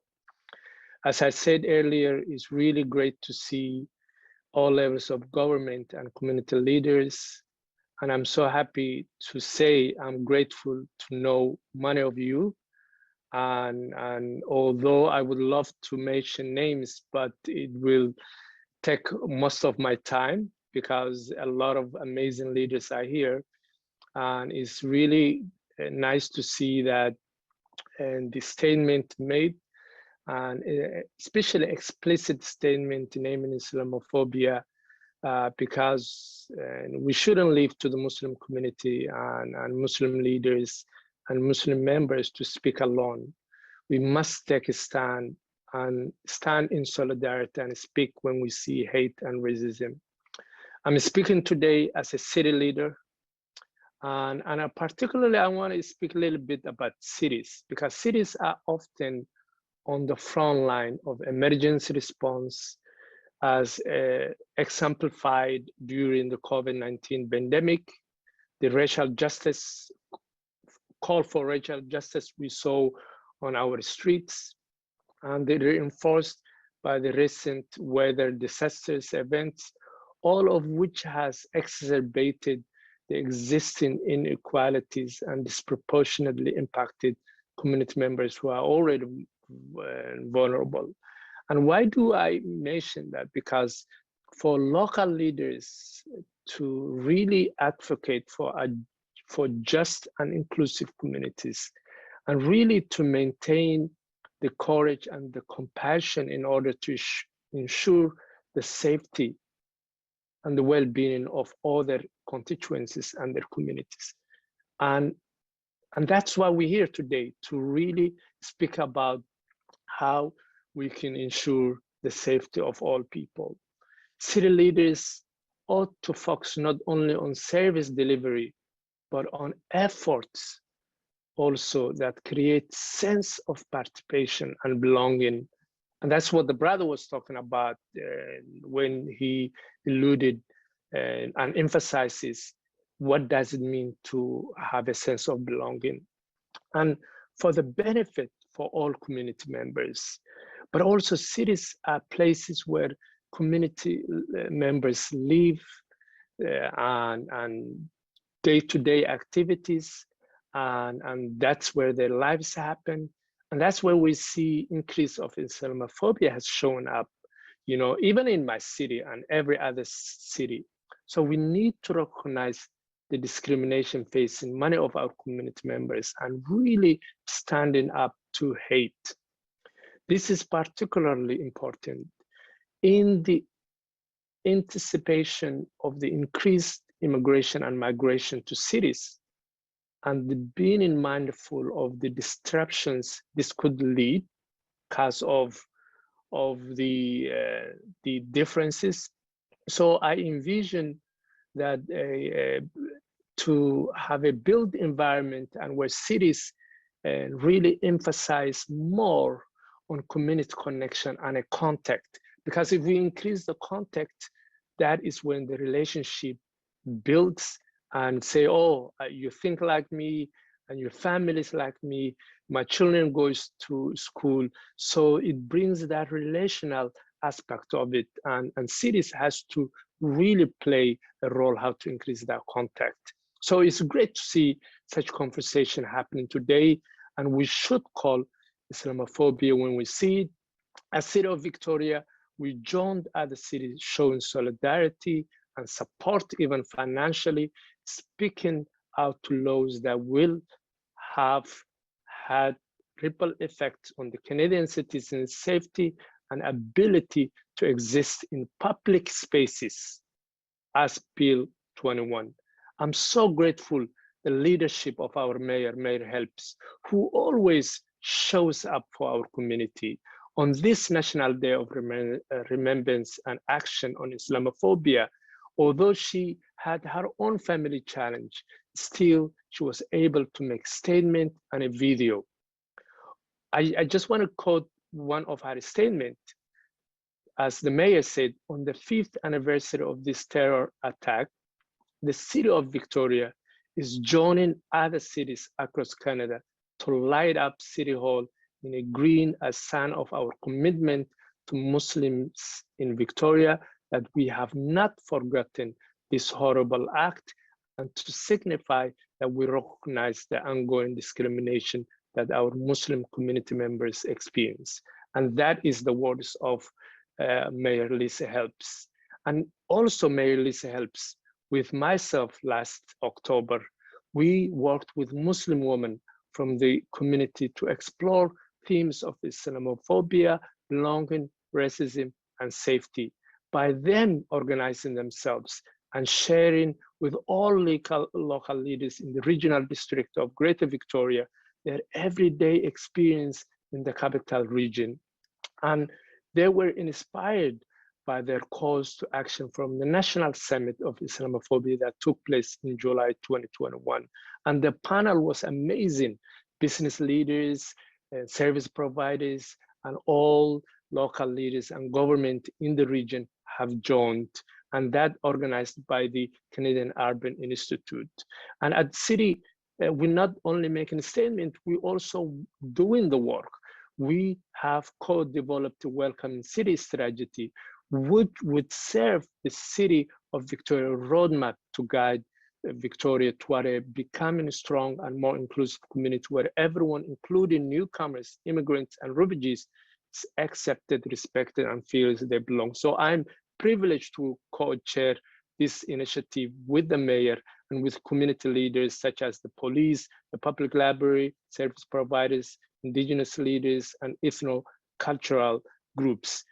The City of Victoria also established the Equity and Diversity Inclusion Office to work with all city departments to look inside us, to really see in-house how we can remove barriers, and to also embed equity policies, programs, and services to advance the removal of systematic barrier. This office is developing equity framework that will apply an equity lens to all city operation programs and services. Because at the end of the day, what we want is when our community interact with city services, they have a positive experience. Just to end with this statement about how we'll address Islamophobia in this is that if we all come together and cities and city leaders really proactively participate, how they can increase participation, sense of belonging, and increase contact of our community. So thank you for having me, and it's amazing to see all the leaders, and I want to recognize as a Muslim leader for your solidarity. So thank you, and I look forward working with you, alongside with you, as we create prosperous and inclusive British Columbia and Canada. Thank you. Thank you, Shukran, Brother Shamarke, for sharing your unique perspective as both an elected official and a Muslim at the municipal level of what it takes to address this shared concern and challenge of Islamophobia. We appreciate you sharing your voice with us today and look forward to continuing working together to address this challenge. Our next speaker today is going to be sharing his lived experience as well as his perspective and outreach on behalf of the Ismaili Muslim community of British Columbia. Mr. Farouk Manji is a member of the Community Relations of the Ismaili Council for BC. He is known for his volunteer work and advocacy for mental health and has received one of 14 provincial medals for good citizenship. Farouk has spearheaded initiatives that foster open dialogue in inviting senior government and civic leaders to participate in debates on Islamophobia, civic engagement, art, its contributions to the world, and how we can all work together to achieve a better country. Thank you so much for joining us, Farouk, along with your colleagues, Armin Kasim and Kevin Hijri. We really appreciate you being here to share your lived experience and perspective. Thank you, sir.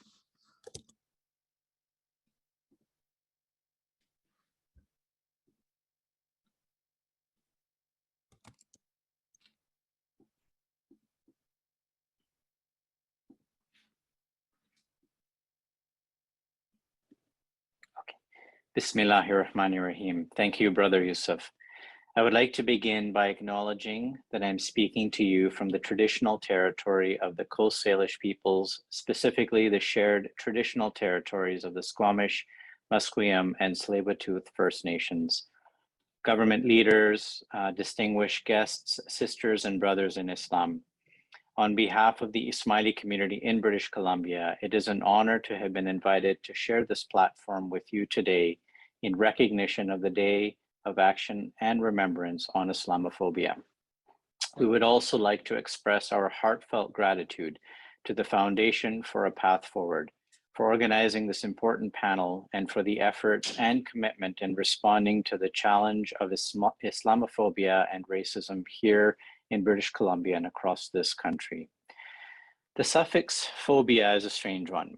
It's one which we all know refers to an often irrational and exaggerated fear of something. It is a human tendency to fear that which we do not know or understand. But when this fear is left to percolate in an environment of misunderstanding, suspicion, misinformation, and willful ignorance, we are led down a dark path, one that often ends in violence, hatred, and intolerance. We would suggest that the antidote to such a phobia is knowledge. We must seek to make the unknown known. An understanding of Islam, of its multiple expressions, of the diversity and plurality of the Muslim community or Ummah, and their various cultures, artistic traditions, intellectual heritages, languages, and traditions is an essential starting point. His Highness the Aga Khan has characterized the misperceived conflict between the West and the Muslim world as one of a clash of ignorance, observing that, quote, the essential problem as I see it in relations between the Muslim world and the West is a clash of ignorance. And what I would prescribe as an essential first step is a concentrated educational effort. Instead of shouting at one another, we must listen to one another and learn from one another, end quote. The Quran itself addresses this challenge of ignorance and calls out to all of humanity. O mankind, we have created you male and female and have made you nations and tribes so that you may know one another, unquote. In this verse, the call to education, to seek knowledge, and to understand the other is not only a matter of ethical obligation, but divine imperative. And through a lot of my experience at the Ismaili Center, which was established not only as a place of spiritual search, but also a place and space for broadening intellectual horizons and fostering an appreciation of pluralism.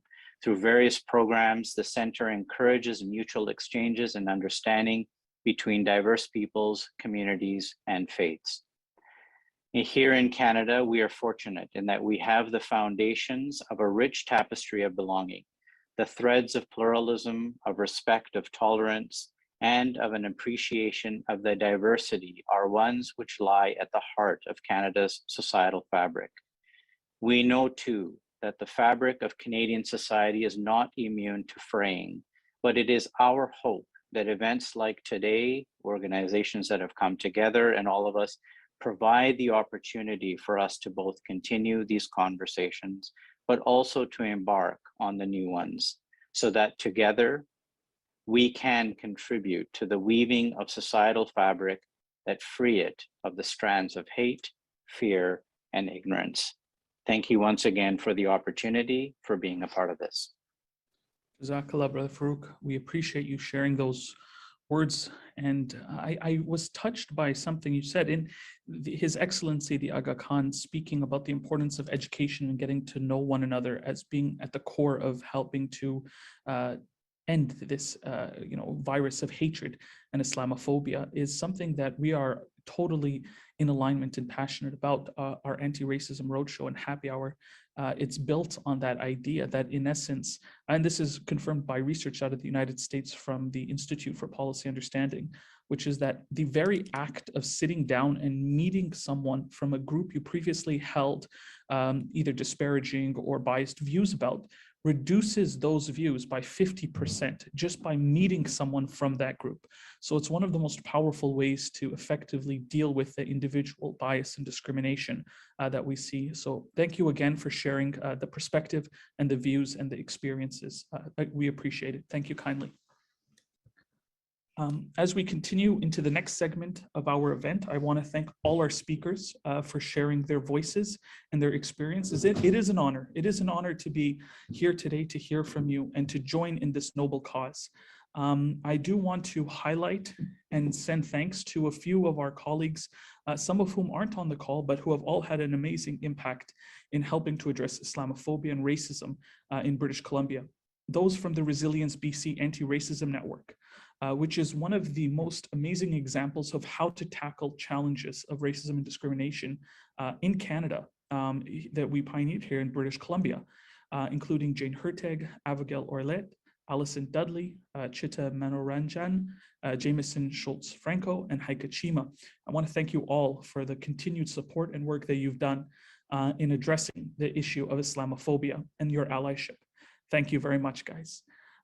We're going to now be moving into our second segment, which is dealing with a presentation about Islamophobia and what it is, and to understand it from the experiential and expertise point of view. I'm going to invite our next speaker who will be taking a deep dive into this issue, Ms. Shahina Siddiqui from the Islamic Social Services Association based in Winnipeg, Manitoba. She is the founder of the organization, ISA, as well as a freelance writer, author, spiritual counselor, and speaker and educator. For decades, she has worked in building bridges between faith and cultural communities, helping to preserve human rights and develop cultural competency and mutual understanding. Jazakallah khairan for being here today with us, Sister Sheena. We look forward to hearing from you as well. Assalamu alaikum, peace be with all of you. Thank you for the kind invitation. I want to acknowledge that I join you from Treaty 1 territory, the homeland of the Métis Nation. When we're talking about Islamophobia and the bigger picture, I think as a Muslim woman who is visibly Muslim, I would like to address the issue of women and Islamophobia, to bring it home to you, because sometimes people think Islamophobia is a new phenomenon. It is not. It has been there for centuries. It has manifested itself in different ways, but the roots are in colonial policies, in colonialism. And if you look at colonialism, the targets were women, whether it was Africa, Asia, and right here in North America. And you need to understand why women? Why women were the targets for Islamophobia? And why we say Islamophobia and not anti-Muslim hate, because that question still comes up. Why do we choose Islamophobia as describing the hatred that we see today? The simple reason is that we are not born to hate. Hate is not innate in human beings. We learn to hate. And in order to make someone learn to hate, we have to make them fearful of the other. We have to, and as in the case of Islam, Islam was demonized, has been demonized and continues to be demonized by misinformation, by cutting and pasting verses from the Quran, taking the examples of extremists and juxtaposing it on the entire population of Muslims. If you see how other faiths are presented, the examples are their saints. But when it comes to Muslims, our examples are the terrorists or the criminals. And that is interesting. Difference and why. So the demonization of Islam has led to the dehumanization of Muslims. And that process of instilling fear by demonization and othering has led to hate.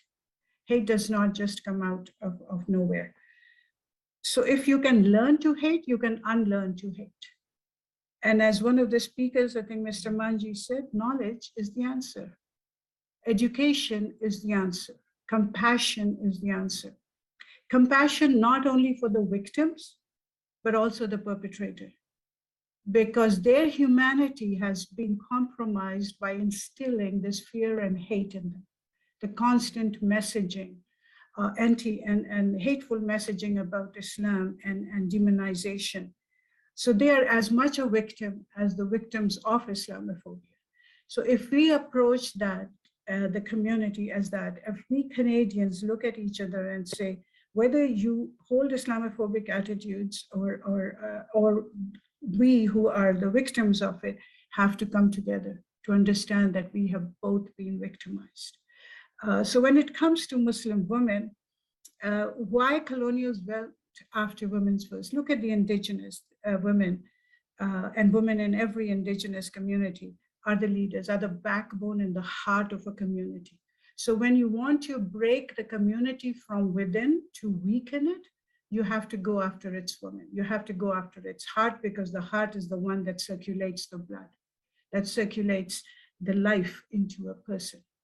So what do? We go after the daughters. And if you go after the daughters, you go after the security and sense of belonging of the family.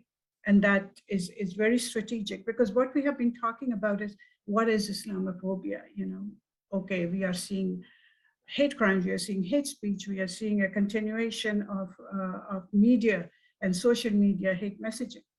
But we are not asking why a certain group is targeted more than the other. For mothers, for example, if you see that trauma, that is emotional trauma and physical trauma that is caused by Islamophobia, is becoming intergenerational. I was working on this even before 9/11, on Islamophobia and the messaging and the characterization of Islamic terrorism. Just a simple term, it seems, but it is not. It is loaded, because we don't use assign a religion to terrorism in any other except for Islam. So it's Islamic terrorism, so it becomes synonymous in the minds of people. So Muslim women are oppressed, repressed, suppressed, and depressed. So of course, who does it? The faith does it. So when you go after women, you directly go to the heart, you go to the backbone, you take it intergenerational, because imagine the children who are watching their mother being ridiculed and being denied to take the oath of citizenship because she wore a niqab. Can you imagine what those children were feeling? How they were feeling of being othered, or their mother ridiculed, or their mother taken to courts.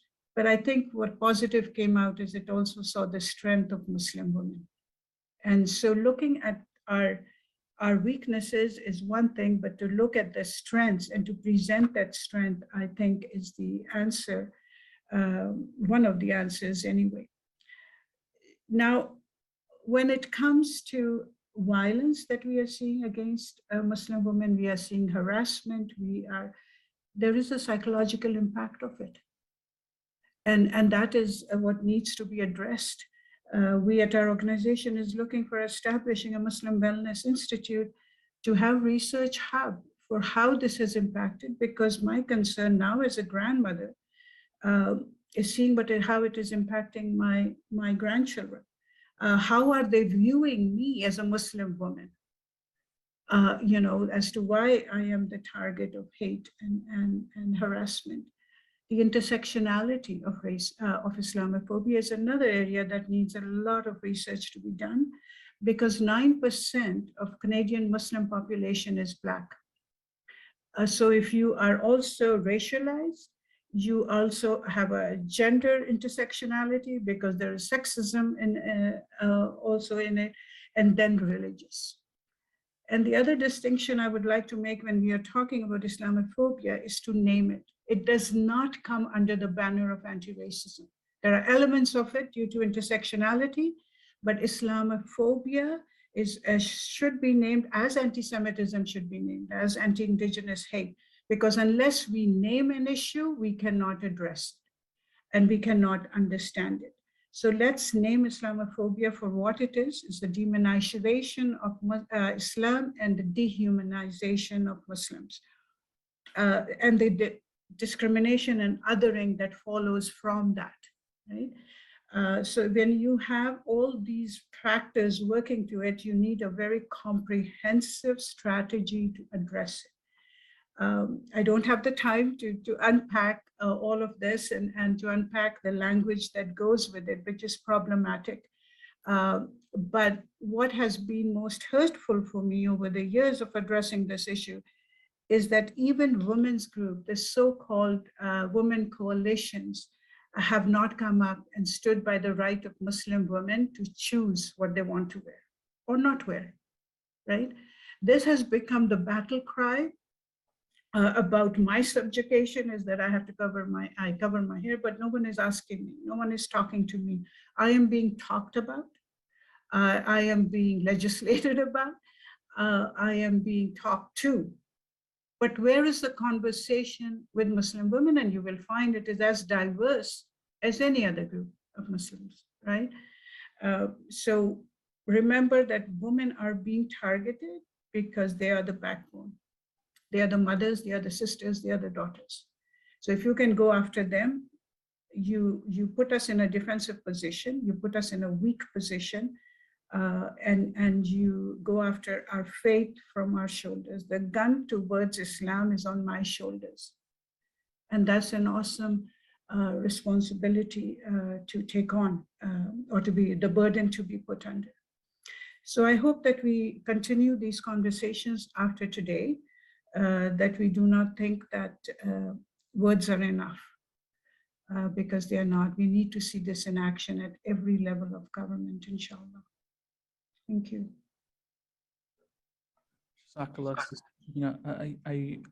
I can't tell you how, when you're talking about the burden that Muslim women in particular face, we just mentioned that, the sisters in Edmonton, as you said, racialized, they were Black. Gendered, they were women. Muslim, they were wearing hijabs. And 70%, as you know, of attacks against Muslims are directed specifically towards women. And we've seen that also in attacks against Indigenous communities and in anti-Asian and hate. The people who do face the most physical abuse and attacks are women. It's one thing that we can kind of just see as being a major, major challenge. I'm going to now pass it on to my colleague, Brother Tariq Tayyab. Tariq is the co-founder of Islam Unravelled, which works to end systemic and individual forms of Islamophobia in Canada, as well as Foundation for a Path Forward, which is the official faith community convener for anti-racism initiatives with the province of British Columbia and the Resilience BC Anti-Racism Network. He's a former executive with the BC Muslim Association and co-founder of the Muslim Care Center, as well as the Muslim Food Bank and Community Services, as well as serving on the board of multiple community initiatives and organizations, such as the Such Community Hub, which delivers wellness and mental health resources for people in Surrey. It's really a pleasure to work with Tariq on these initiatives, and I'm going to actually be sharing the screen while he's presenting the issue of online hate. We're going to just get that one started right now. Tariq, the floor is all yours.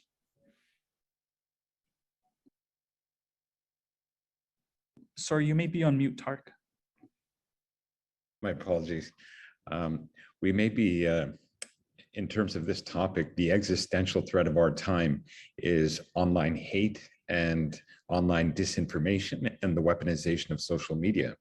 So as a result of online hate and disinformation, this is the current Canadian view of Muslims, according to the Angus Reid Institute. So currently 46% of Canadians have an unfavorable view of Islam. Less than 50% would find it acceptable for one of their children to marry a Muslim. 56%, again to echo Sister Shahina, believe that Islam suppresses women's rights. 52% feel that women or Muslims cannot be trusted a little or not at all. 42% think discrimination against Muslims is mainly their fault.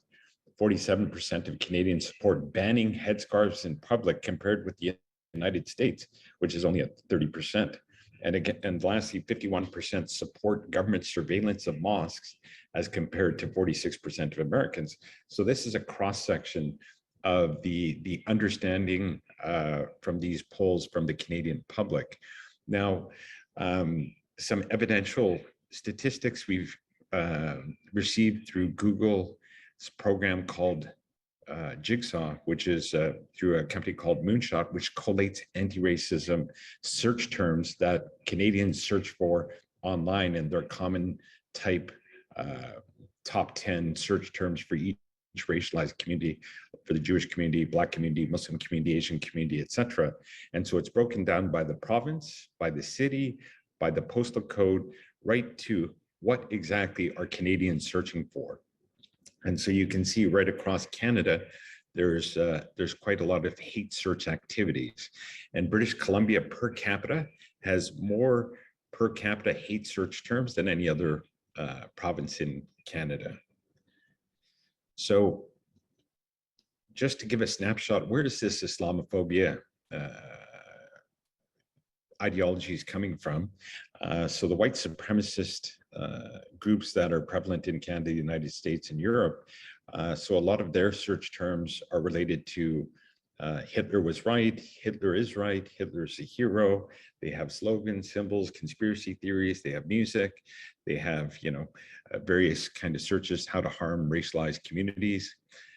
The number of 1488, whenever you see that, people think it's an innocuous number, but it's a combination of two popular white supremacist numeric symbols.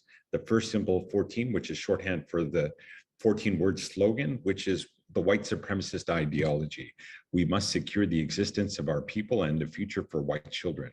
The second is 88, which stands for Hail Hitler, H being the 8th letter of the alphabet. So these coded terms are within all these search terms that are collated by Google.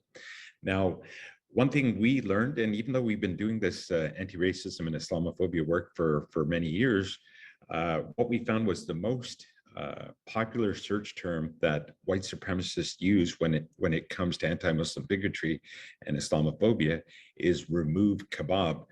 So many Muslims and many non-Muslims, that sounds kind of strange. Remove kebab, what does that mean? So the actual insidious origin of this is that during the 1990s conflict between the Serbian militias and the Bosnian Muslims, the anthem the Serbian militias would play while they were doing the genocide of the Bosnian Muslims was Remove Kebab.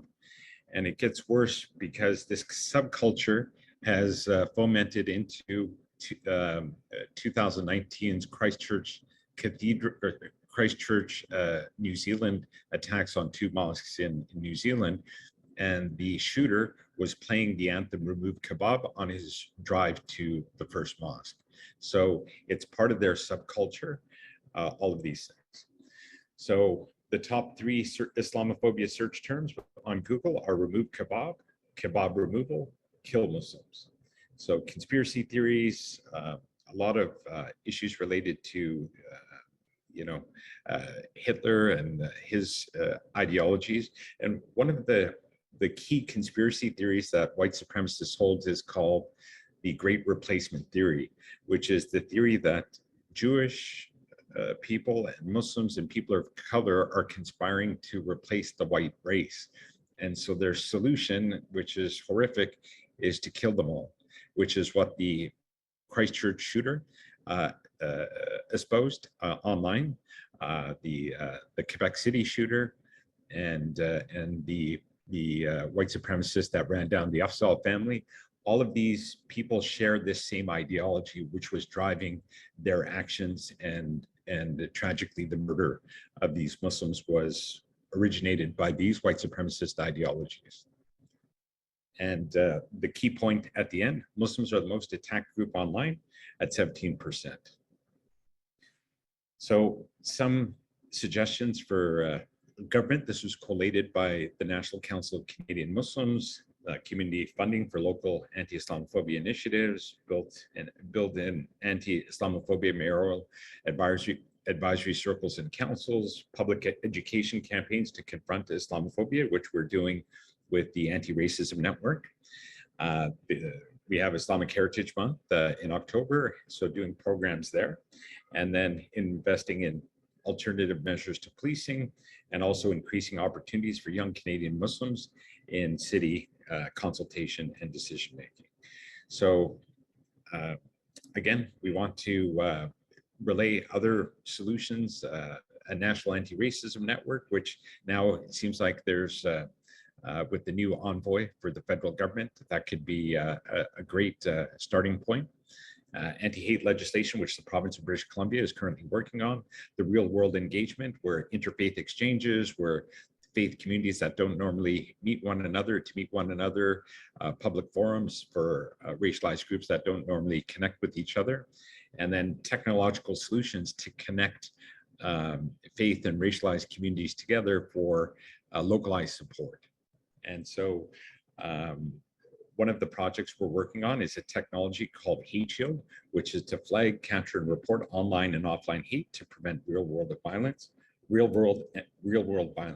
And this is being developed with the University of Toronto, the University of British Columbia, and this connects victims of hate with resources through AI-empowered matching. So we've got a lot there, and anyone who's interested in that technology, please feel free to reach out to Yusuf and myself, and be happy to explain it further. Jazakallah khairan, Tariq, for sharing that important information about where online hate is leading to, which is violence, which is killing, which is the terrorism that we've experienced here collectively in Canada. And it is the main issue of our time, as you so eloquently put.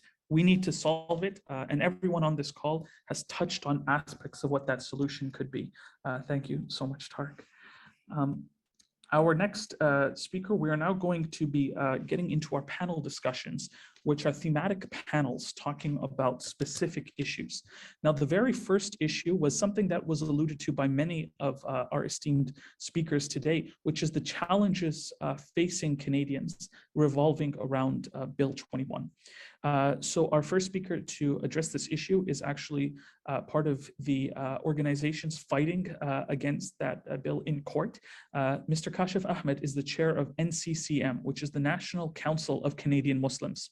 NCCM is an independent, nonpartisan, nonprofit organization that protects Canadian human rights and civil liberties and challenges discrimination and Islamophobia. Brother Kashif is a Vancouver-based lawyer and Juris Doctor, graduating from the University of Saskatchewan. He is also the first chair of NCCM from Western Canada. Thank you for being with us today, Brother Kashif. We're honored to have you. Thank you, Brother Yusuf. Assalamu alaikum and Bismillahir Rahmanir Rahim. Once again, thank you to the Foundation for hosting this important event. It's heartening to see that across the country, we have dozens upon dozens of events that are being held today in recognizing the first designated National Day of Remembrance of the Quebec City mosque attack and action against Islamophobia. As Yusuf mentioned, my name is Kashif Ahmed. I'm the board chair of the National Council of Canadian Muslims. And I was asked to speak in part about the Bill 21 legislation in the province of Quebec and the legal challenge against that. And where does that all fit in the larger picture of Islamophobia and the fight against discrimination and racism in Canada? You know, first and foremost, the work that we do at the National Council of Canadian Muslims is meant to ensure a safer and more inclusive Canada for all communities. And that when we believe that when all Canadians, irrespective of their linguistic, ethnic, or religious backgrounds, feel safe and secure in this country, then this country is stronger for it. Unfortunately, in recent years, we have a situation where many of our fellow citizens do not feel safe and secure in this country. And that is because of a multitude of events. You know, we recognize today, of course, the horrific attacks in Quebec City that claimed the lives of 6 Muslim men, left 17 orphans and 6 widows, and countless injured and broken hearts. But since that time, we've seen more lives claimed by Islamophobia. We have seen more acts of hatred of Islamophobia directed against members of the Muslim community. We just had, some months ago, the horrific attacks in London, Ontario, that claimed the lives of several members of the Afzal family.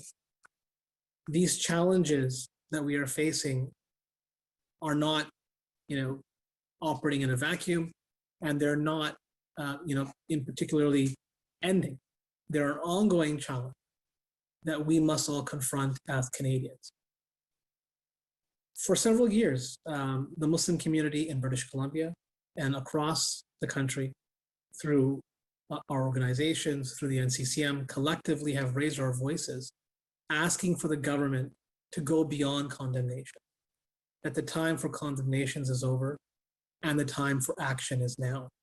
We have begun to see, in the last 5 years, some concrete steps taking place towards recognizing the threat of Islamophobia, the threat of anti-Semitism, the threat of racial hatred in this country.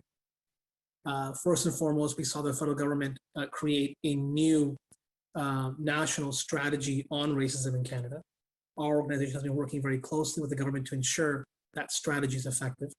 We have seen 2 summits on Islamophobia and anti-Semitism, and we hope there will be more to come as these issues continue to affect communities. And just yesterday, we saw, after much support and asks from the Muslim community, a commitment from the government of Canada to appoint and create the first office of the Special Representative on Combating Islamophobia. We are heartened by these steps.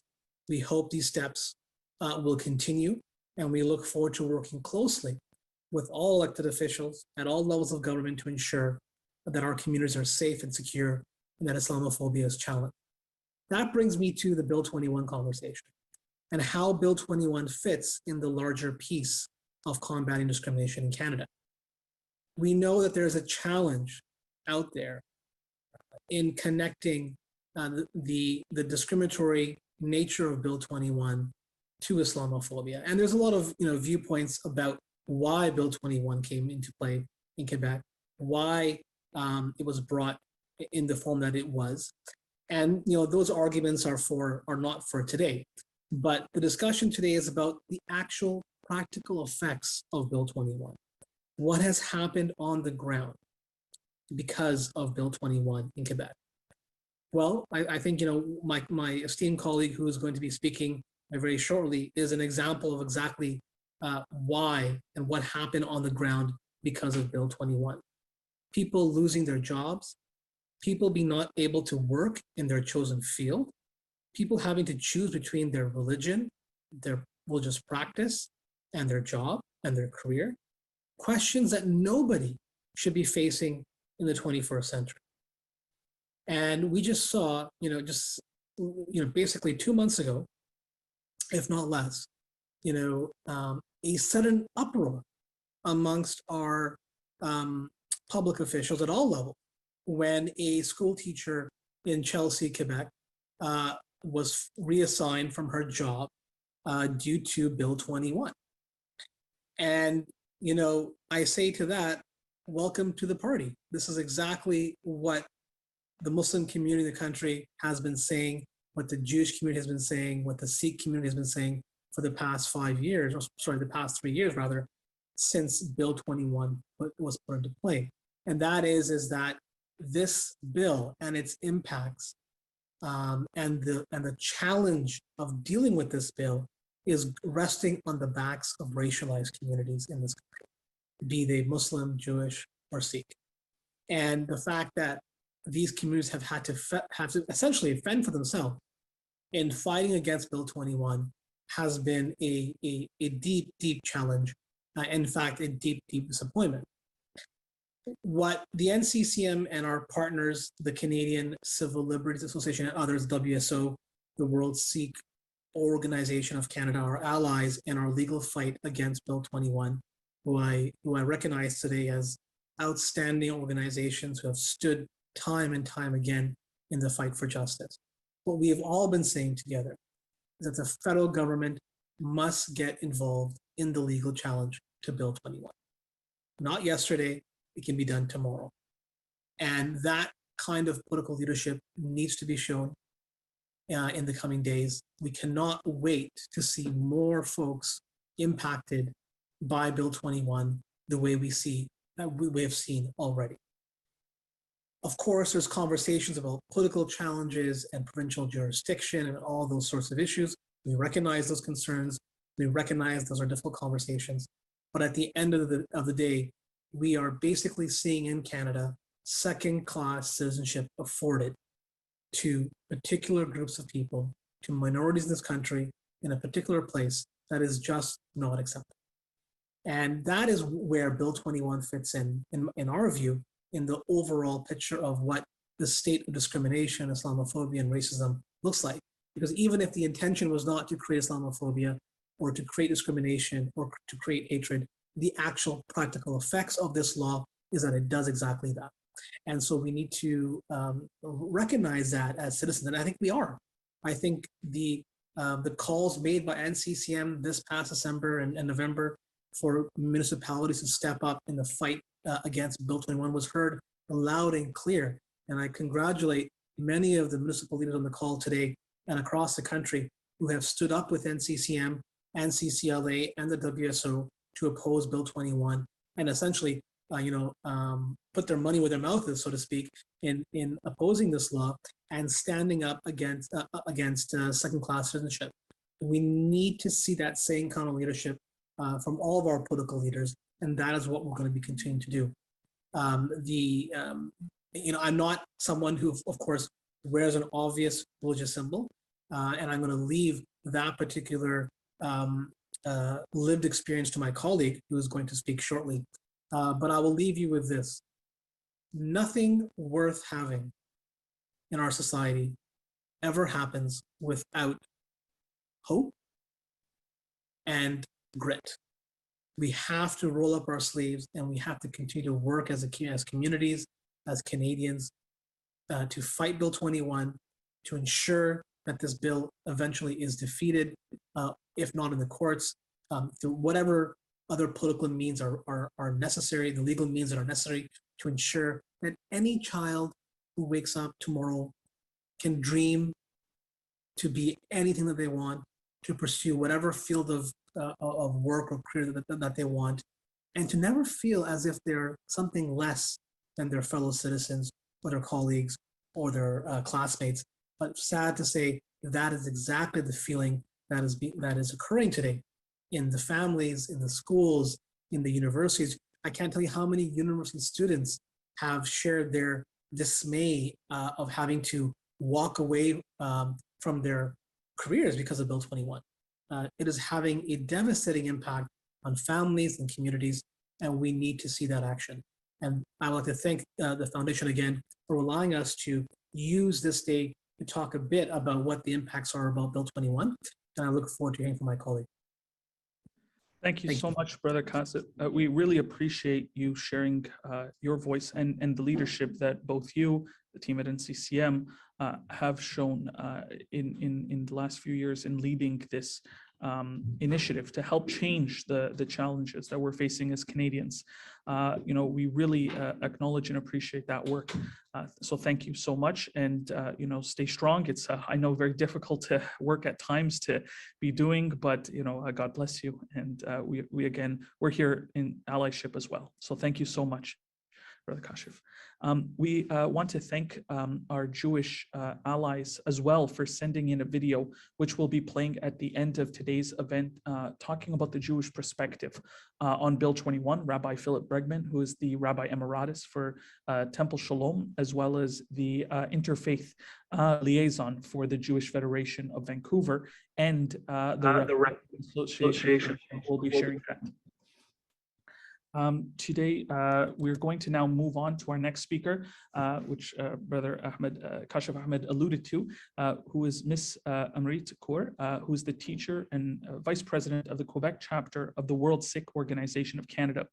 Harjeet recently graduated to become a teacher and then had to move across the country from her home in Quebec to BC so that she can work while wearing her turban after the Quebec government passed the law banning religious symbols for some public sector employees. Harjeet is a member of the Sikh faith, which believes that the law, which was known as Bill 21, violates her human rights.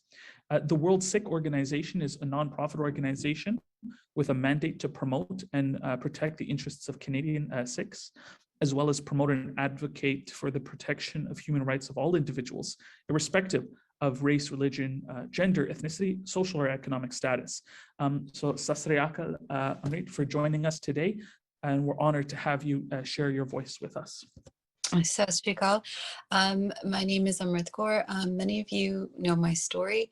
Throughout the challenge of Bill 21, the most powerful and meaningful consequence has been the allyship that we've had through the Muslim community, the Sikh community, the Jewish community, and other peoples and groups who feel that this law is simply a violation of human rights.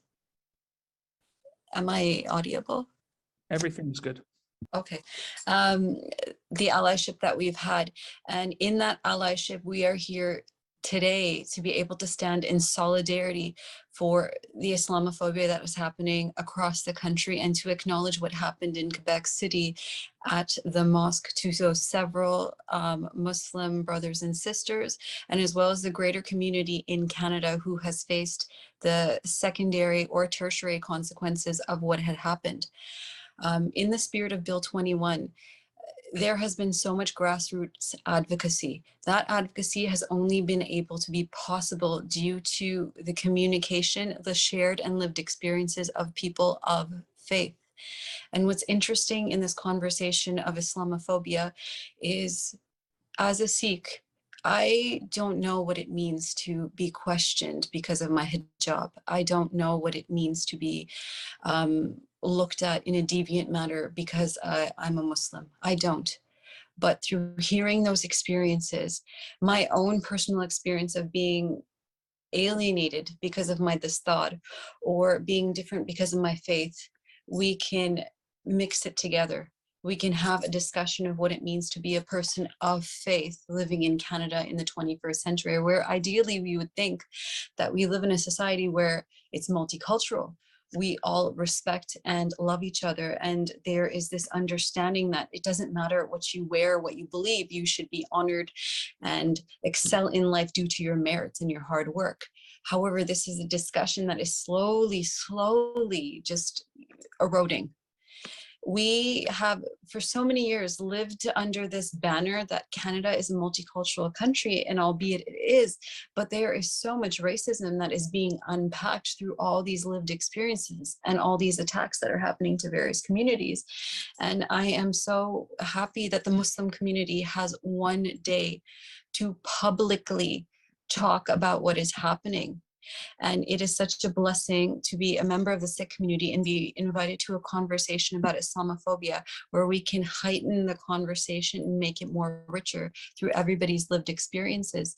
And in the end of the day, I think that it's unfortunate that we have so many of these cases happening, but at the same time, we are reaffirming our beliefs on what it means to be a Canadian.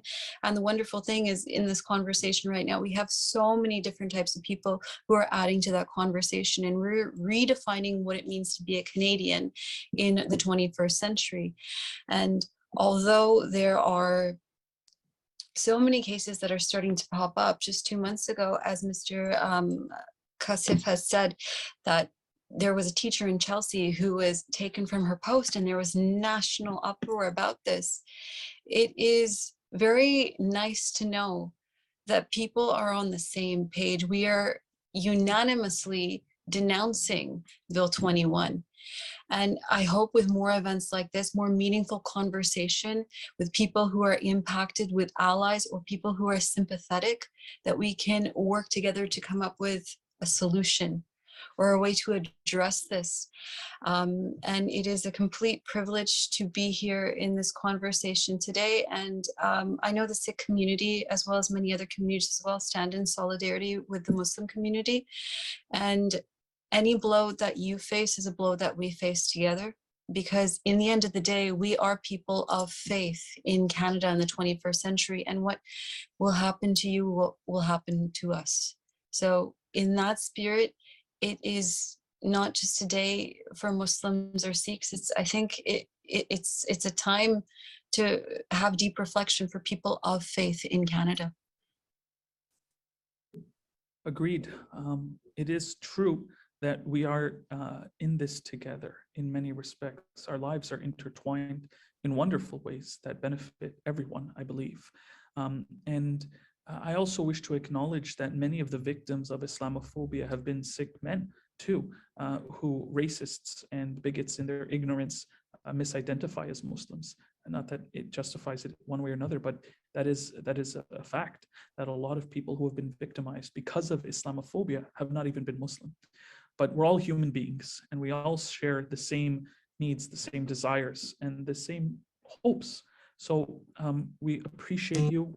Thank you for your allyship, and we look forward to working with you in the future to help address these shared concerns of ours.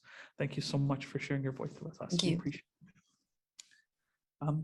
Something touched on by Amrit, in fact, part of it being her lived experience as a teacher. It ties into our next panel, which is addressing Islamophobia as it exists in schools and academic institutions.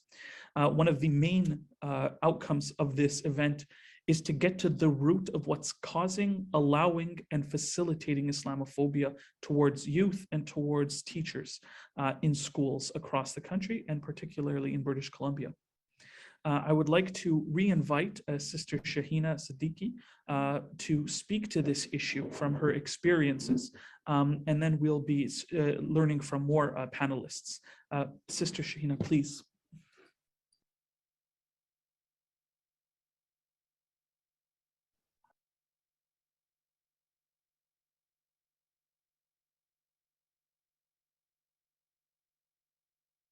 Sister Shahina, I believe you're on mute. If you can just kindly.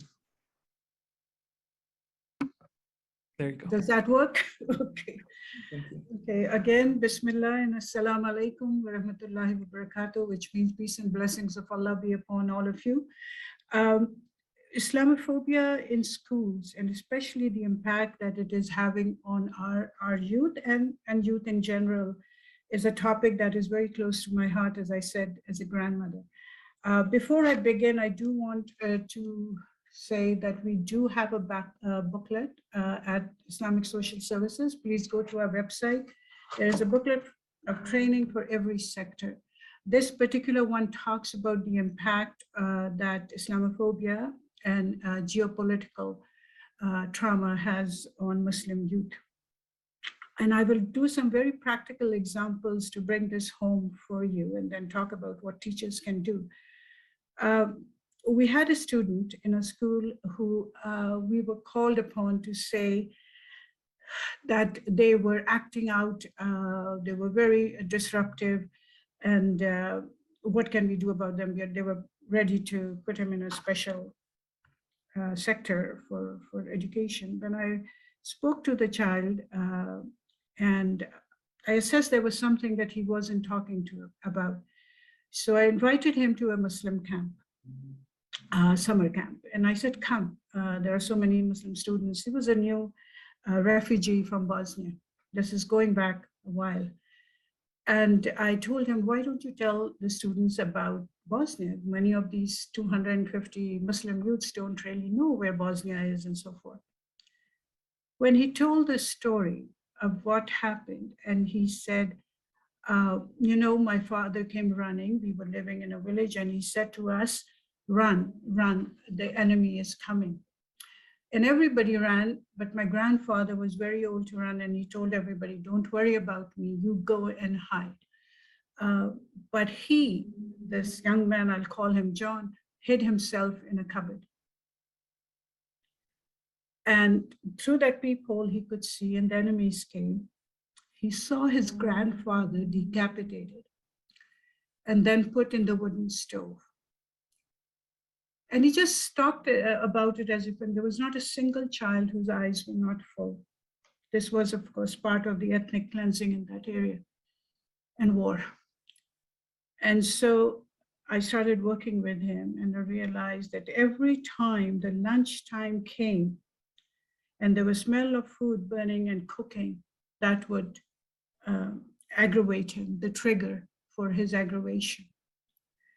Since then, he's moved back, but there are several examples of the trauma that the refugee children are coming with when they're coming from conflict zones. So when we talk about Muslim students in the schools, we have to realize that they're coming from different backgrounds.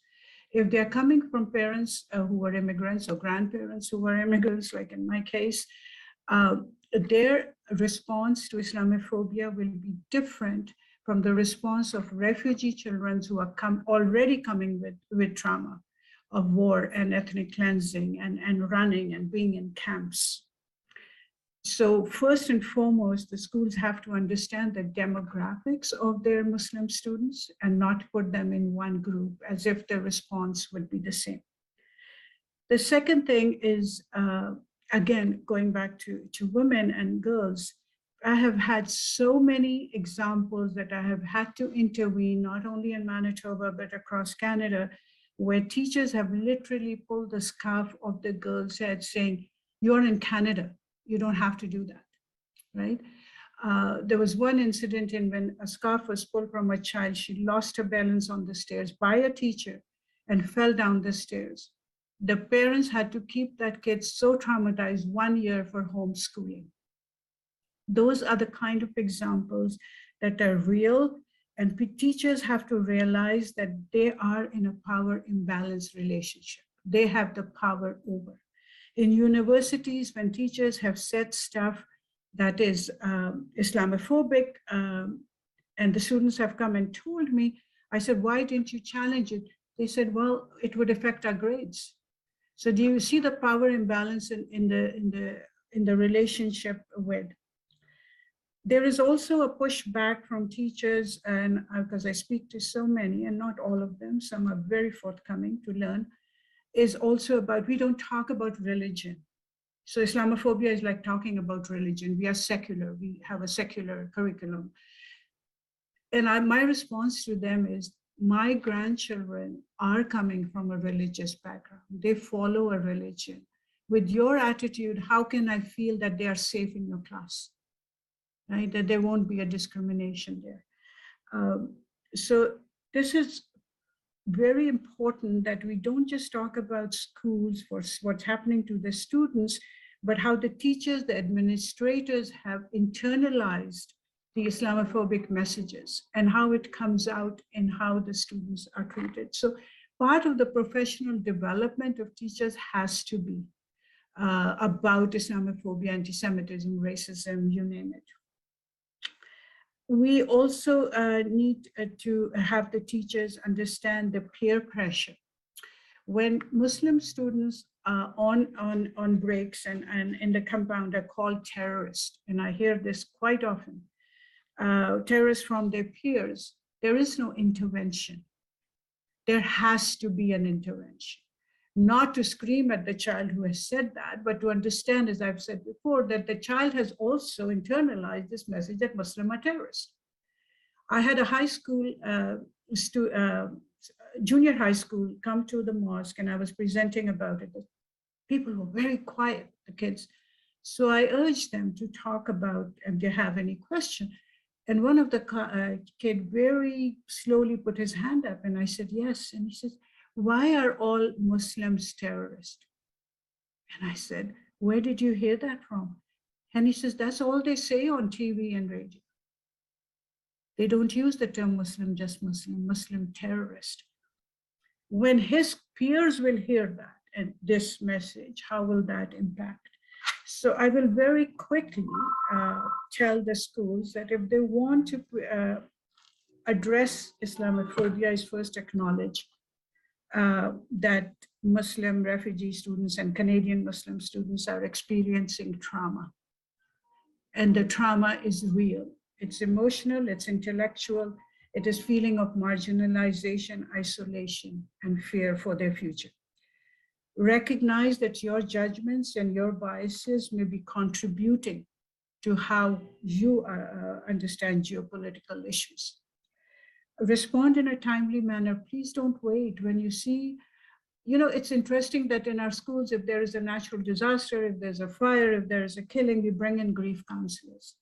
But when these students, the night before on TV, have seen their country that they came from or their parents came from, where they still have extended family, there is bombing, there is destruction, and we expect them to come to school the next day feeling okay.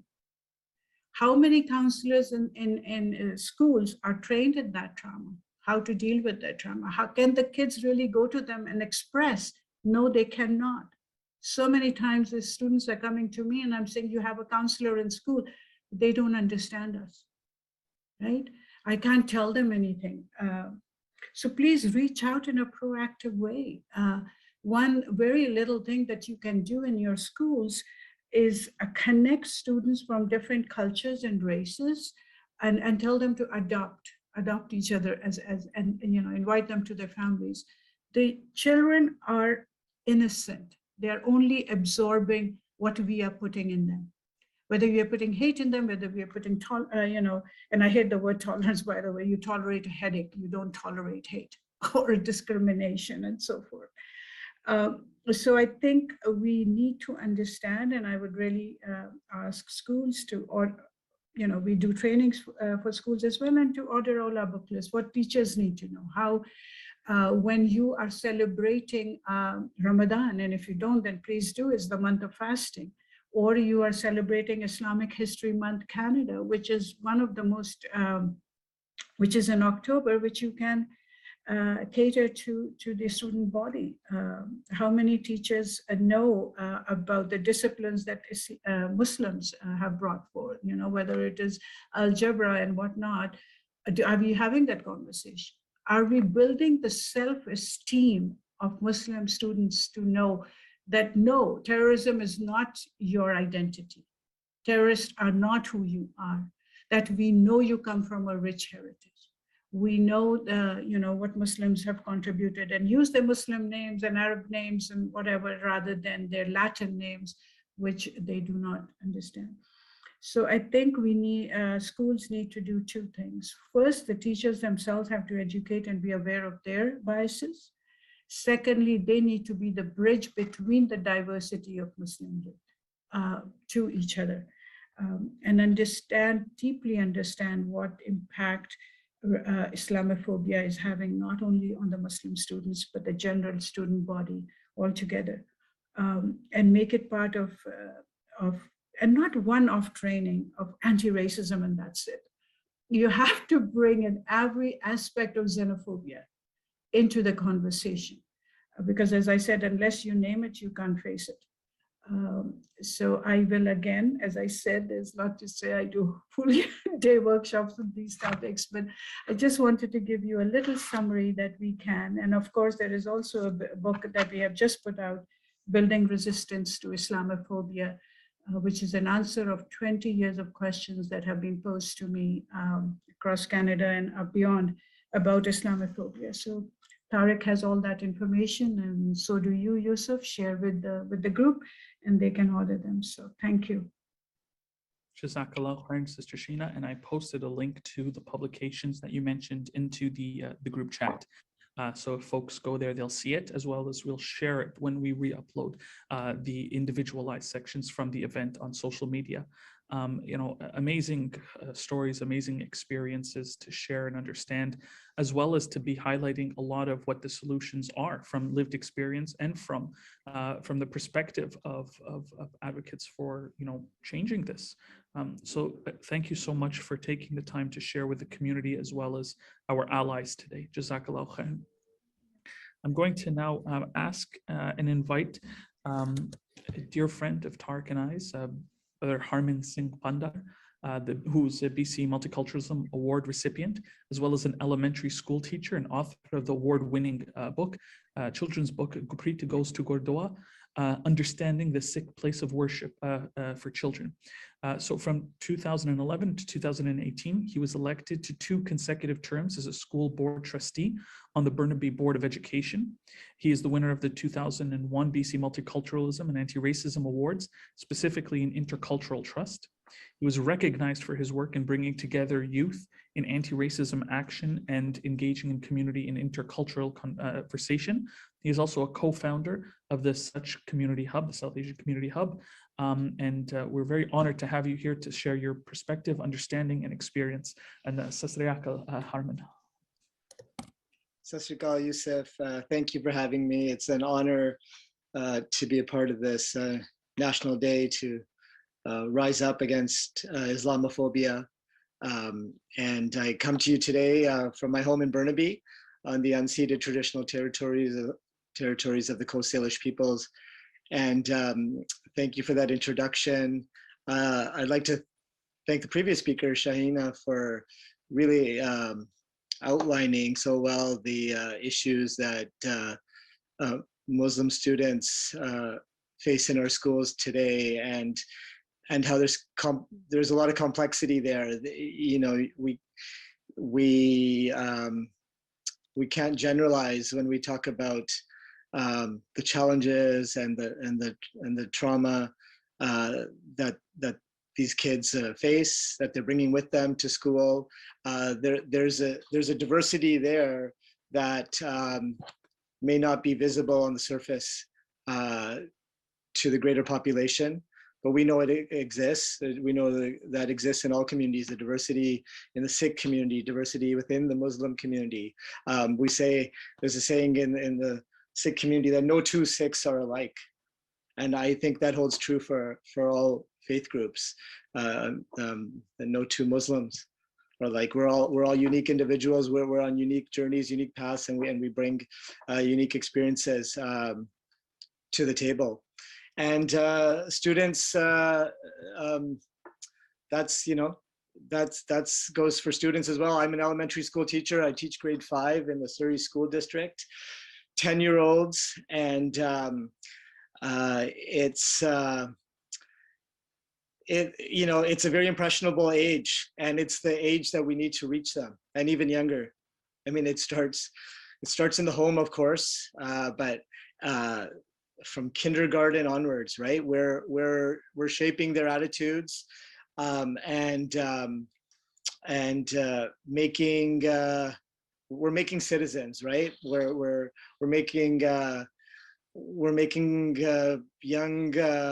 young people who will go out in the world and have to work together, live together, play together, so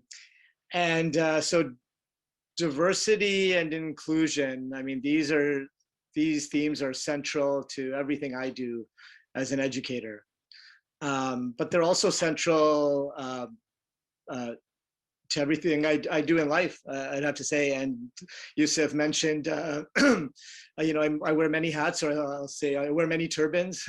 I'm an educator. I'm also an author. And I'm also a community servant, and involved in community service in many ways. And I devote my time to promoting diversity and inclusion, and not just speaking about it, but really putting it into practice by taking real action. And in the classroom setting and in the school setting, that requires us, again, not just to stand in front of a class of students and lecture on this topic of anti-racism or Islamophobia or xenophobia. We need to be proactive. We need to bring tools and resources into the classroom to combat prejudices that might already exist, and to fill these blank slates that are the kids in front of us with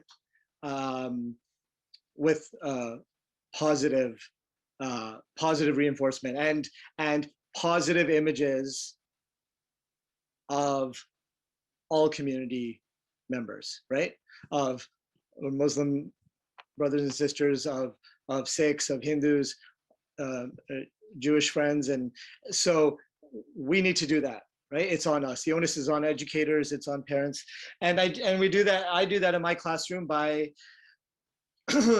making sure that the resources we use, first of all, they reflect the students that are in the school community, that are in my classroom. And when we do that, we're practicing representation, right? We're giving the students a mirror to their own identity, right? If there are Muslim students in my classroom, and there are, I teach in a school that's about 90% South Asian, and there's a large Sikh population, and then there's a sizable Hindu and Muslim population. And we have to give them these mirrors, right, that reflect their identity and make them feel pride, make them feel confident in who they are. They're still trying to understand who they are, right? And they're not experts. They're not spokespeople for their entire faith, right? So I bring in resources. I've got a table full in front of me. I'll just, I went to my library yesterday and I pulled, some of the books that I've used in the past, picture books. And I can go through all these picture books. These resources exist in our libraries, and they didn't exist when I was growing up. They didn't exist when Tariq and Yusuf, you were growing up, but they do now. We need more of them. We have picture books for all ages. We have series of novels that have Muslim characters as protagonists, positive stories. We have novels for upper intermediate and high school students with female characters and protagonists and heroines. We have stories that, I do this novel study every year with my class. It's a trilogy, The Breadwinner by Canadian author Deborah Ellis. And the trilogy has Pravana's Journey and Mud City, and we're on the third novel in that trilogy right now in my class. I mean, and these types of stories give kids a larger, a bigger picture of the historical context or the political context of things that are happening around the world. And again, so these are out there. It's a matter of teachers bringing them into their classrooms and us sharing these resources. So I plan on, I have a list, I have a PDF that I'm going to share with Yusuf and Tariq, and they can send that out to our participants today, so they can get these resources for their schools as well and out in the community. It's imperative on us to do that. And it's imperative on us not to just, of course, we celebrate our special days. We have our months that recognize Islamic History Month or Sikh Heritage Month, and we do that, but we can't just be confined to these dates on a calendar. This has to be integrated and included in everything we do, right, throughout the year. And normalizing these types of stories, and as a part of just, our English literature programs and our language arts programs and our social studies curriculum, and not one-offs. And so that's the challenge. That's the key. And so that's what I'm doing. But it does. It's not easy, and it requires, I think, really having discussions with our classes, with our students. Like Shahina said, when things happen in the world, and you need to address that. You need to stop, okay, today's not the time for a math lesson. We need to talk about what just happened last night and, on the news, and put it in terms that grade level can understand, a grade 5 class can understand, and it'll be a different discussion than a grade 12 classroom. And I know we're going to hear from my colleague, Annie Johanna, a high school teacher in the Surrey School District, and how she addresses Islamophobia and these issues in her classroom. But however we do it, I mean, you got to start the conversation. You got to have that conversation. And kids, they're more resilient than we give them credit for. They're more aware than we often give them credit for. They're in tune to what's going on in the world. They're on social media. They're on, and so we need to be direct, but we also need, and we need to have the supports. Again, Shahina mentioned the types of, counseling supports that we need more of, and culturally sensitive, culturally appropriate supports in our schools and in our communities. I'll just leave you, there's a lot, I could talk about. I'll leave you with, I wanted to share a poem I wrote. So the other turban I wear is an artist, a writer, and I wrote this poem a while back, and I wish I didn't have to write it, but it's because of Islamophobia and xenophobia and hate crimes that continue to happen. And so this, it's about resilience, and the poem is called Here to Stay. Here to Stay. From Christchurch to Quebec City to Oak Creek, and too many other tragedies of which to speak. We've seen the toll of hatred, racism, and fear, of lives lost and loved ones left languishing in tears. Holy places of worship, war-torn with bullet holes. Same old thoughts and prayers for dearly departed souls.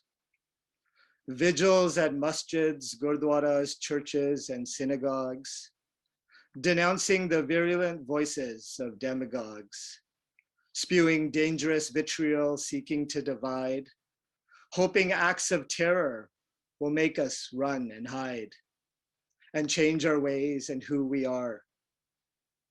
But we're here to stay. We've come too far to turn back the clock on milestones made, to avoid the sun and cower in the shade. Ignorance grows in the dark, but knowledge needs light.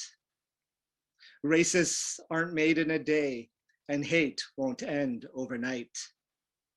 It'll take leadership and love to halt the liters of blood being spilled in the spaces of foreign faces. Newsflash, no one can replace us, no one can erase us, because there's nothing as resilient as the human race is. Thank you.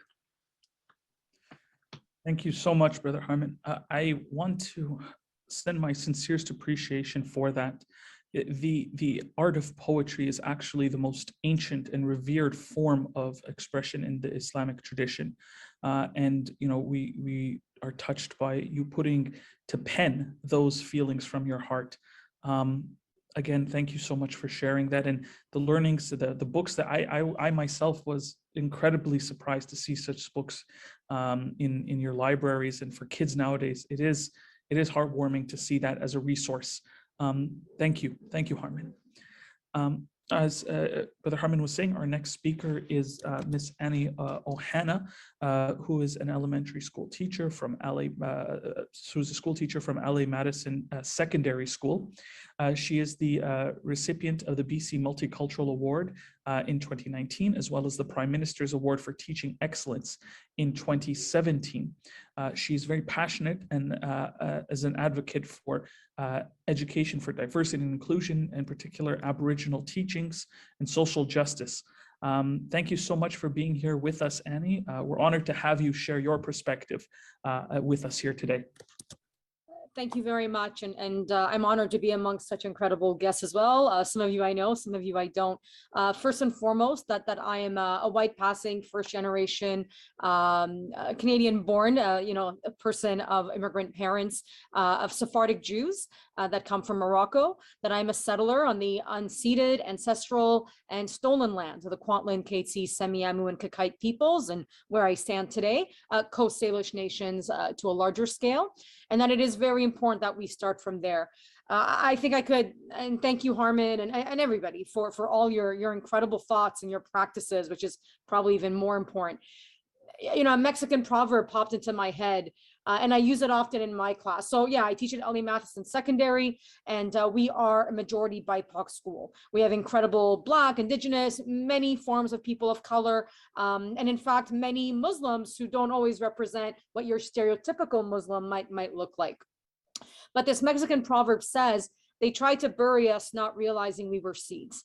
And that very much lies at the crux of how I teach, my pedagogy, my community work, all the different hats I wear, is that no matter the oppression, no matter what we face, we are seeds and we can grow and we can push through. And just like the dandelion that, breaks through that concrete, I want my students, I want my family, my community members, I live and work in Surrey, but I've been around the world, to really understand that, for a lot of us, we do face these almost not just almost, horrific realities, systemic oppressions that go back for thousands of years, not just 10 years, 20 years, but literally thousands.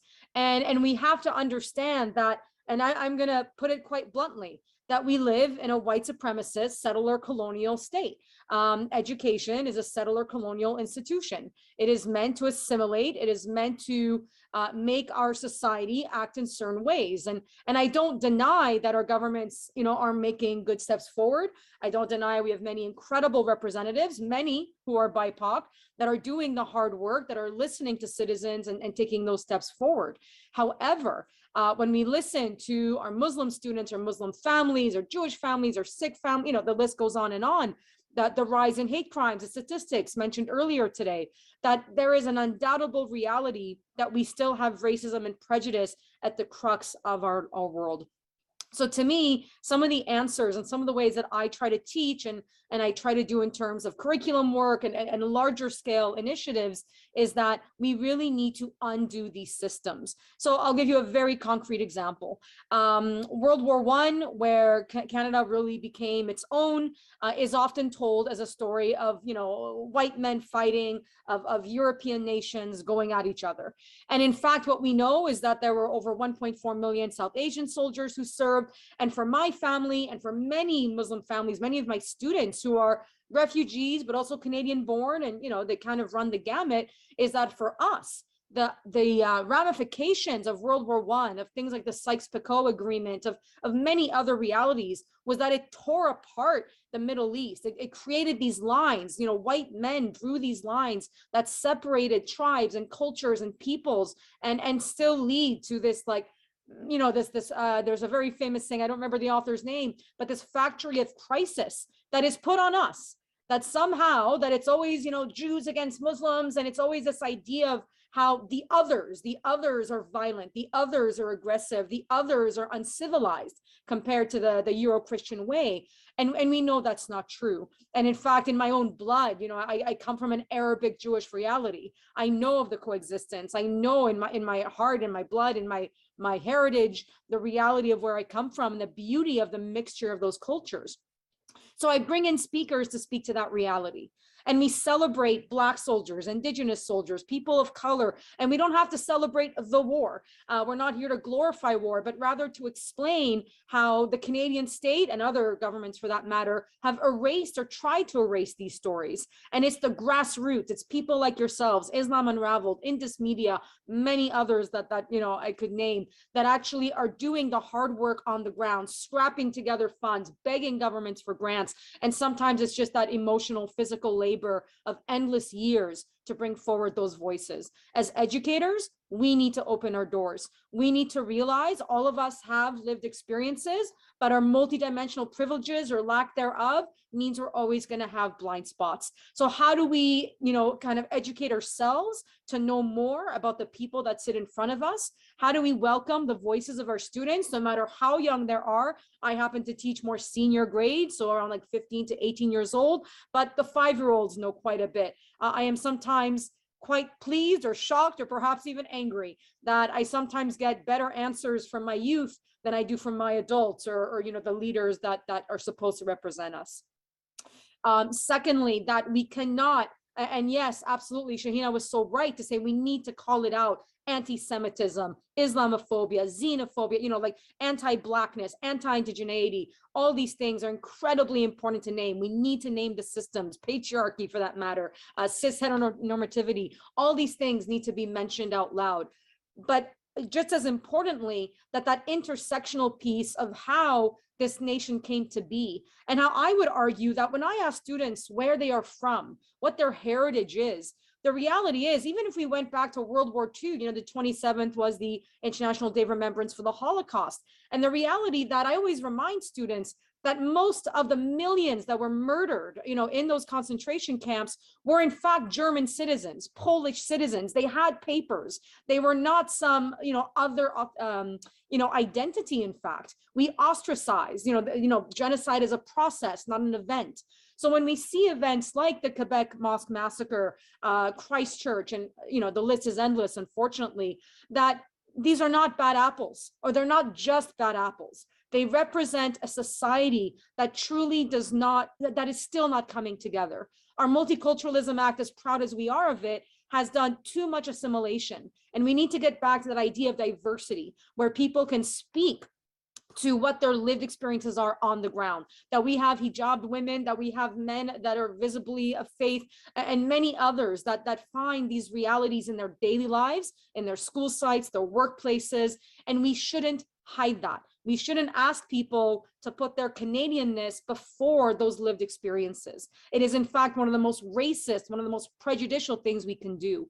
And that absolutely brings back the point of Archbishop Desmond Tutu, who speaks to the idea of, if you're neutral, then you, and I'm sorry, I'm paraphrasing, if you're neutral in the face of oppression, you're part of the problem, right? You are an oppressor yourself.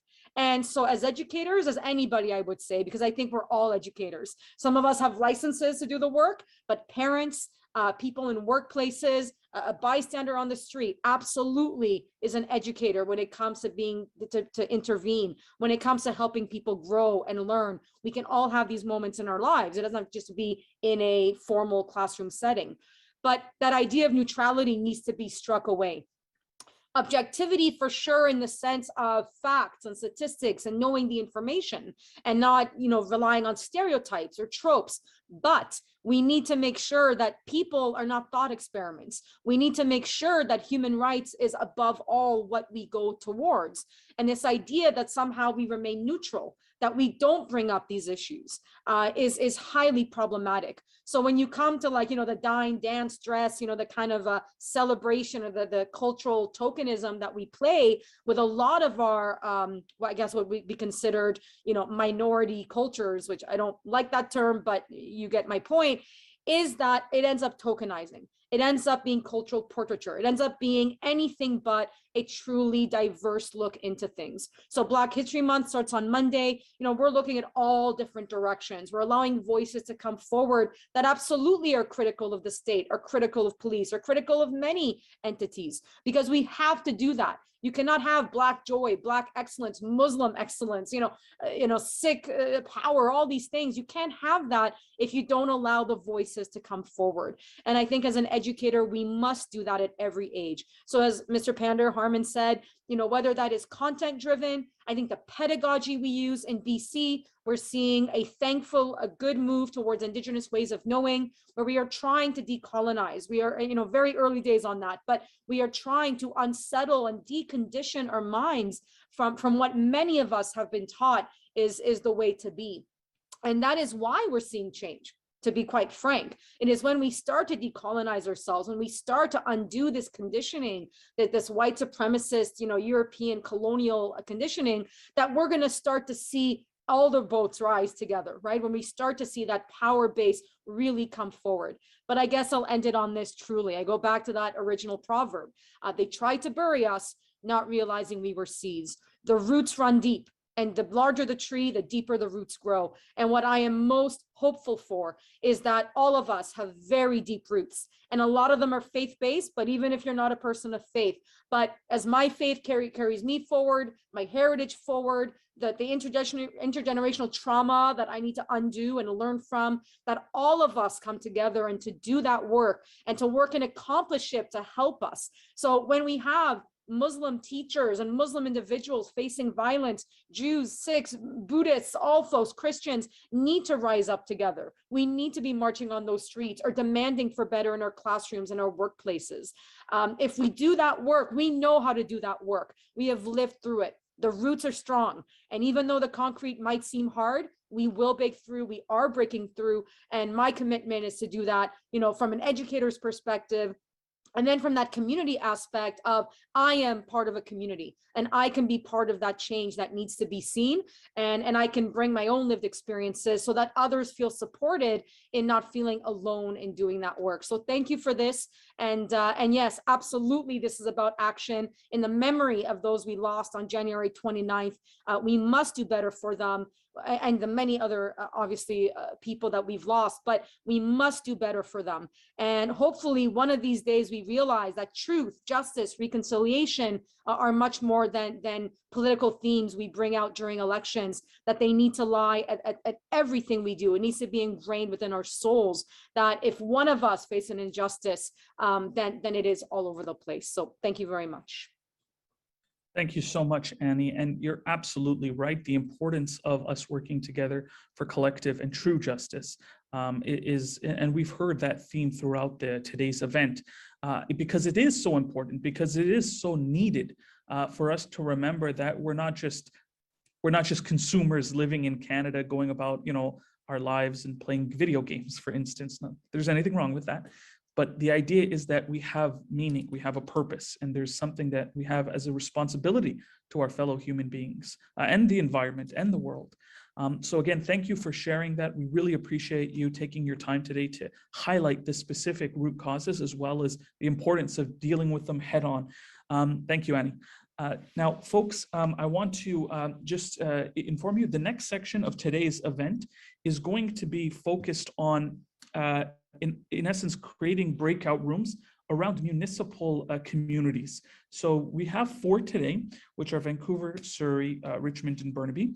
Our elected officials, as well as leaders, are going to be meeting with and hearing from the leaders from the Muslim community who represent over thousands of Muslims within those locations.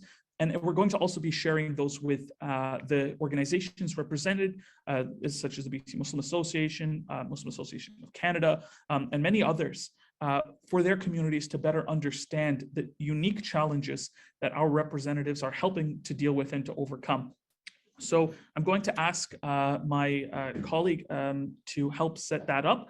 Please just give us a moment. If there's any technical issues or anything, please either text myself or Brother Tariq Tayyab, and we'll get them sorted out as soon as possible. We're estimating that this section will take about 30 minutes, and it's really here where we get this kind of personal fireside chat type of interaction within our communities where we all live. As much as possible it was to arrange. So thank you very much, everyone, and let's do this.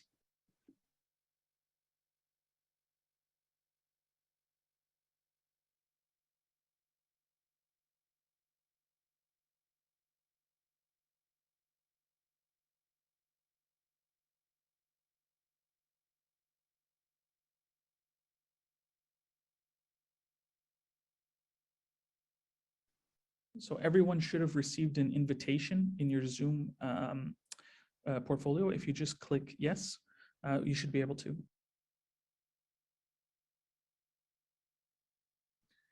We're just going to wait for a few more seconds. I believe there's a 1 minute warning that is sent to everyone to leave their breakout rooms. I hope it went well for everyone. Ours was very informative, especially regarding the challenges that Muslim youth and families are facing in terms of addressing domestic violence, placement from the Ministry of Children's Affairs. Very shocking statistics, and the outcome action item there was to help address it and through multiple different angles, whether advisory boards, whether better practices, whether encouraging, addressing discrimination and domestic abuse, even within families. Very impactful. Just a few more seconds, everyone. I see most of our participants are back. We'll just give everyone else a couple more seconds.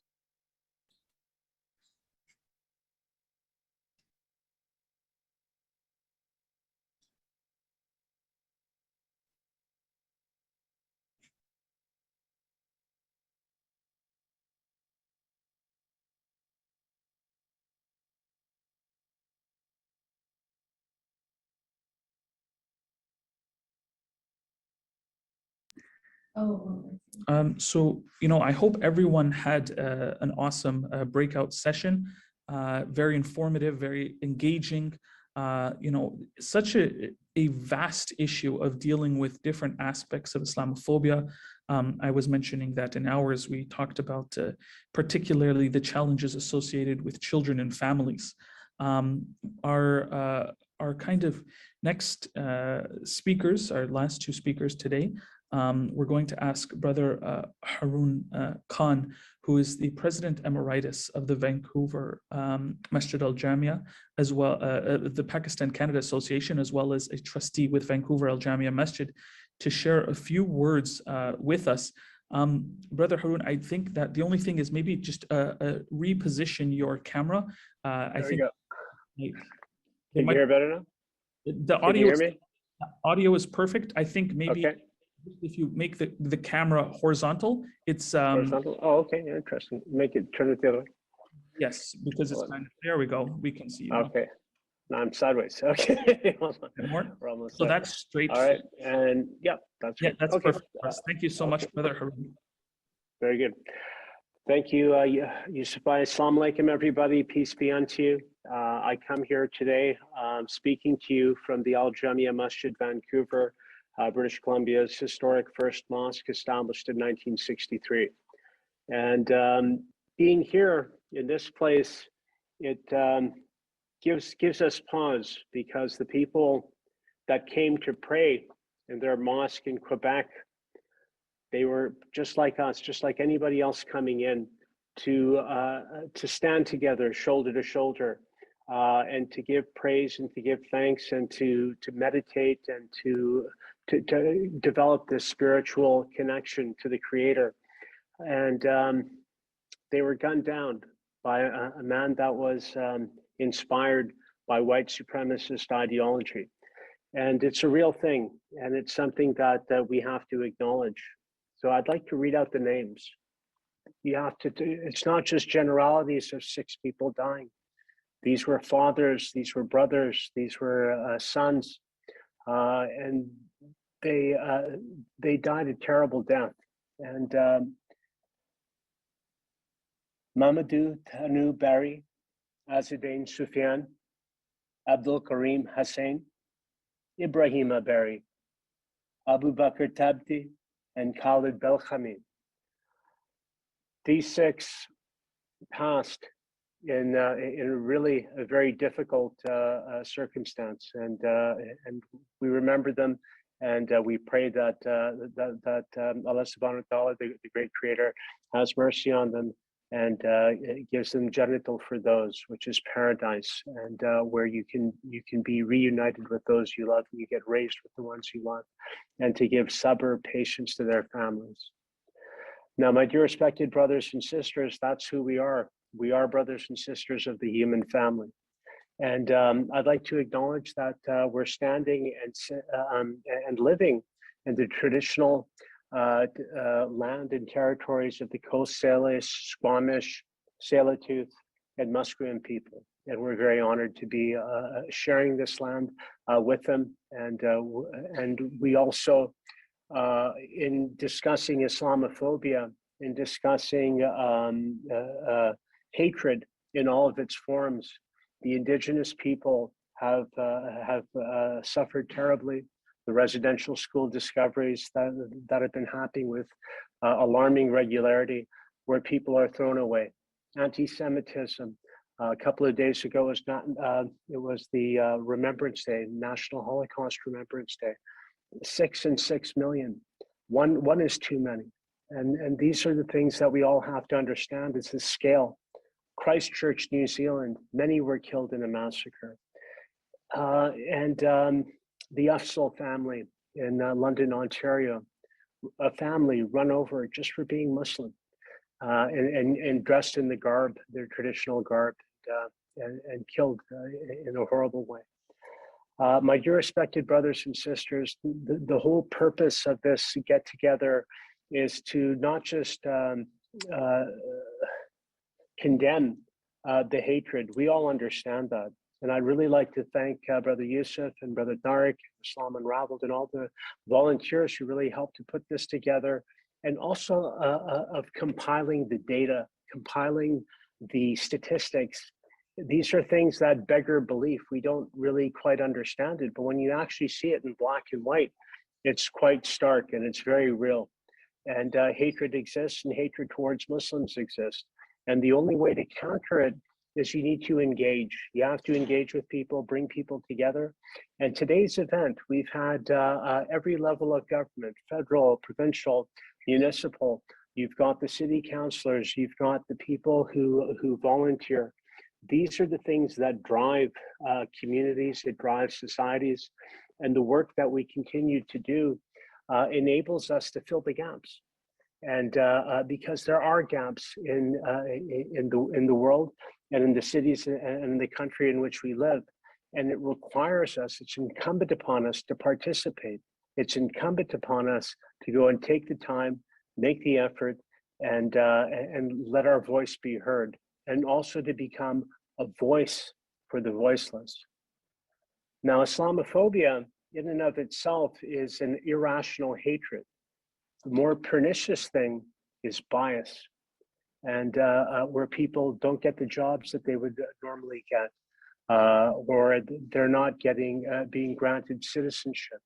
There are a number of actual incidences that have been occurring that show what bias has been doing, and it's been endemic and systemic in the culture. By exposing it, putting a light on it, we at least can find some bridge forward to go and make this problem fade away. So, my dear respected brothers and sisters, on this day of remembrance, on this day of action, let's put our hearts together, put our hands together, and let's continue to do this great work. I thank you, and please enjoy the rest of the program, and thank you to everyone. Jazakallah, Brother Haroon. Thank you for your continued support and leadership and representation of the Muslim community. There is so much work that needs to be done, and we appreciate you having you here today to share your voice and experience. Thank you. Our final speaker today is Mufti Asim Rashid, the founder of Al Ihsan Educational Foundation, as well as Islam Unravelled. Mufti Asim graduated from the Islamic University of Burnaby Town with a master's in Islamic Studies. He's an internationally renowned Islamic scholar and speaker, and we're honored to have him here today to help close our event. Mufti Asim.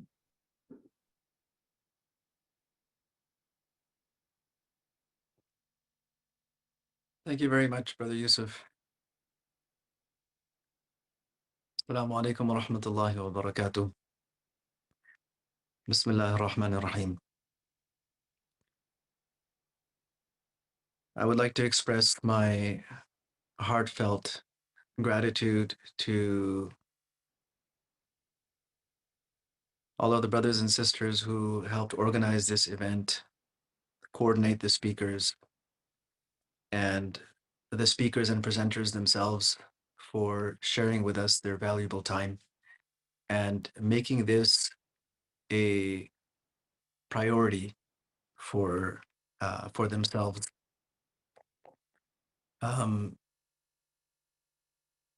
I would like all of you to know that these conversations and dialogues that we are having are not only constructive, but they provide the basic momentum that is required for anything great to come into existence.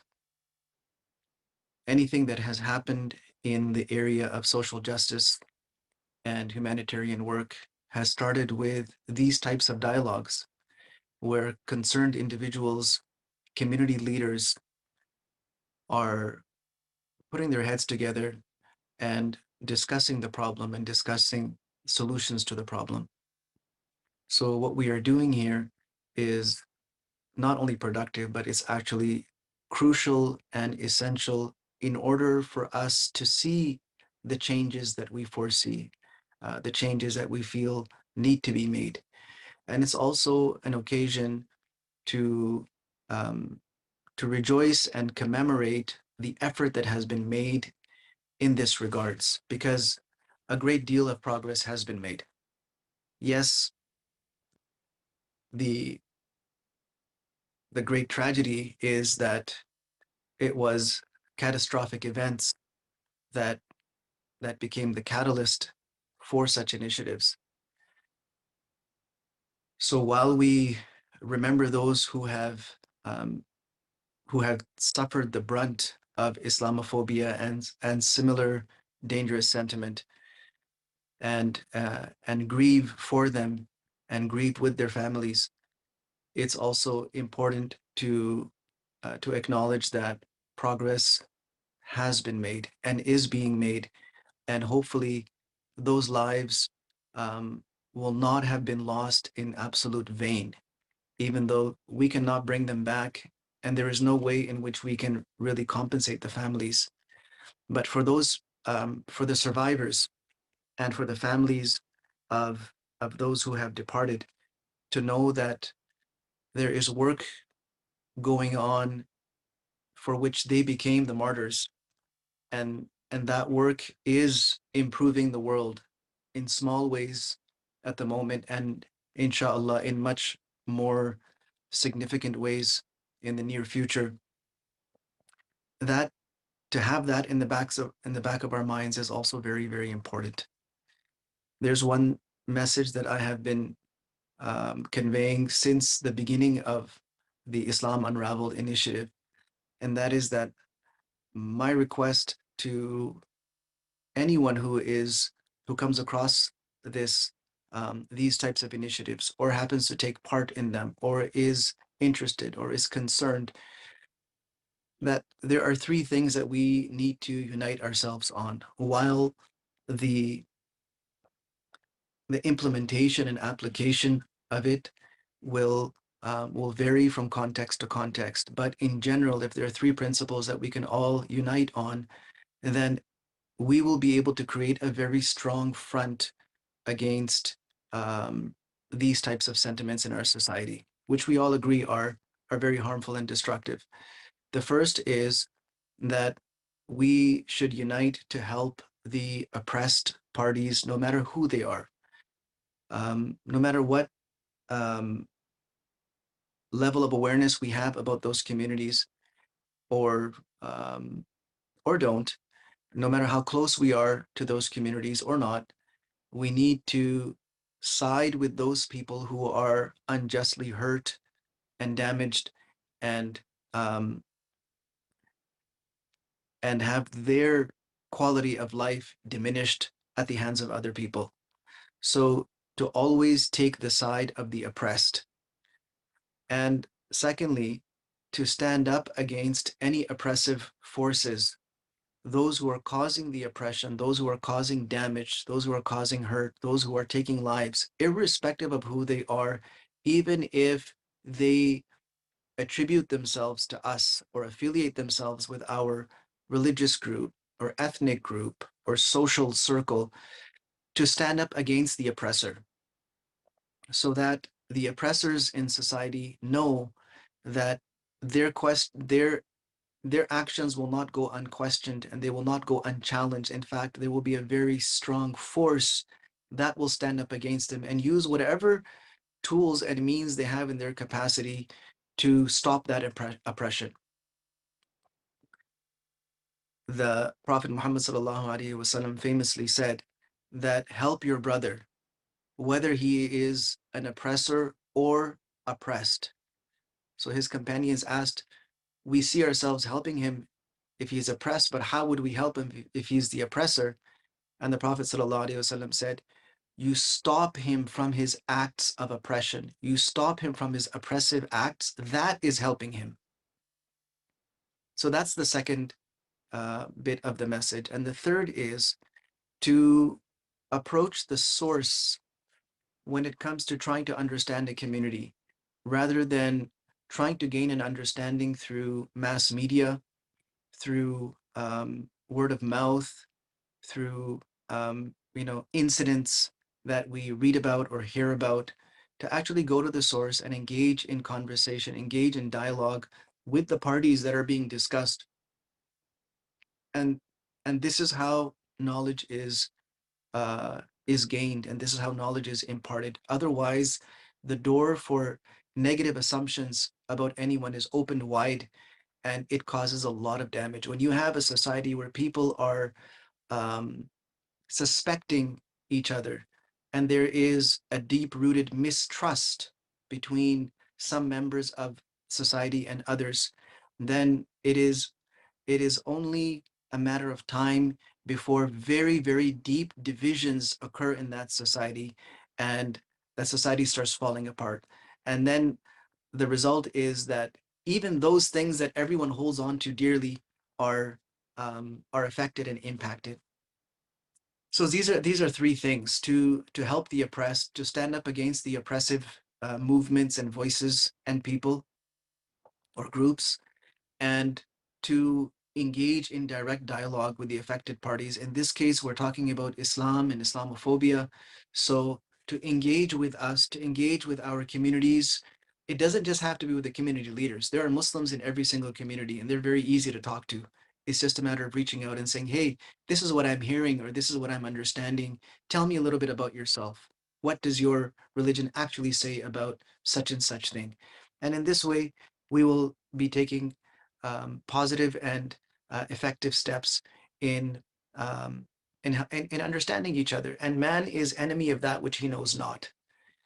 And the more we know about each other, the more we understand each other, the animosities will decrease, and hopefully we will have a more harmonious society. We're very, very fortunate to have, a country like Canada where these initiatives can be launched, and they can be implemented. And how do we express our gratitude to all of the various levels of government and their representatives who take part in these initiatives? It's just amazing. It's so heartwarming. And for us, that means a lot. That means that, we're on the right path. We're headed in the right direction. And inshallah, with more work, diligence, a little bit of patience, inshallah, great changes are coming our way. Thank you once again. I pray that Allah subhanahu wa ta'ala accepts this gathering, blesses it, blesses all of those who attended it. May Allah subhanahu wa ta'ala protect you and your families, your wealth and properties, your health and the health of all of your near and dear ones. And may Allah subhanahu wa ta'ala keep us all safe in all aspects of the word. Jazakumullahu khairan. Wassalamu alaikum wa rahmatullahi wa barakatuh. Ameen. Jazakallah khairan, Mufti Asim. Thank you so much for being here to share those words. And again, one of the most beautiful things about what you said was how it is heartwarming that in Canada we do have a progress, a trajectory towards a more equitable and just society. I think that has more or less been one of the themes we've seen, and probably in everyone's breakout rooms, they often heard from our colleagues and elected officials. Amazing event. I want to thank everyone who helped bring it together, particularly Brother Tariq Tayyab and the team at Foundation for Path Forward and Islam Unravelled. It was heartwarming to see all our colleagues from municipal, federal, provincial governments here. I want to thank all our speakers, in particular, those who took out the time to spend a lot of the event with us. I'd really like to just maybe go through that very quickly and just highlight. I want to thank my dear friend Mufti Sujat for starting with a prayer, Councillor Rosalinda Campbell on behalf of Chief Wayne Sparrow, Her Honor Janet Austin, the Lieutenant Governor of BC, the Honorable Ahmed Hussein, the Honorable Harjeet Sajjan, BCMA President Asad Gondal, Assistant General Secretary Tazi Ali, His Worship Malcolm Brody, as well as Mr. Peter Fledgel, MP Talib Nur Mohammed. Thank you so much for being here and staying the entire event. His Worship Mike Hurley, the Honorable George Heyman, thank you very much for being here. MLA Rachna Singh, MLA Sonia Furstenau, MLA Theresa Watt, Ms. Linda Annis, Councillor for Surrey, Councillor Jean Swanson, Councillor Shamarke Dubo, Mr. Farouk Manji, Inspector Terry Young, Sister Shahina Siddiqui, Brother Kashif Ahmed, Rabbi Philip Bregman, who shared a video with us, which we'll be including in the social media distribution of the content, as well as the full event online. We look forward to sharing that. It was very impactful as well. Ms. Amrit Kaur, Brother Harman Singh Pandar, Ms. Annie Ohana, and all the participants from local, municipal, provincial, and federal governments who were involved in the breakout room session and attended, as well as Brother Haroon Khan and Mufti Asim Rashid. And a special thank you to our sponsors for this event, including IDRF, Islamic Relief Canada, Human Concern International, and Penny Appeal. Thank you so much, everyone, to standing today united as a Muslim community and allies against Islamophobia and the hate that we've seen in our country. Together, we will make a big difference. Thank you, everyone, and have a beautiful day.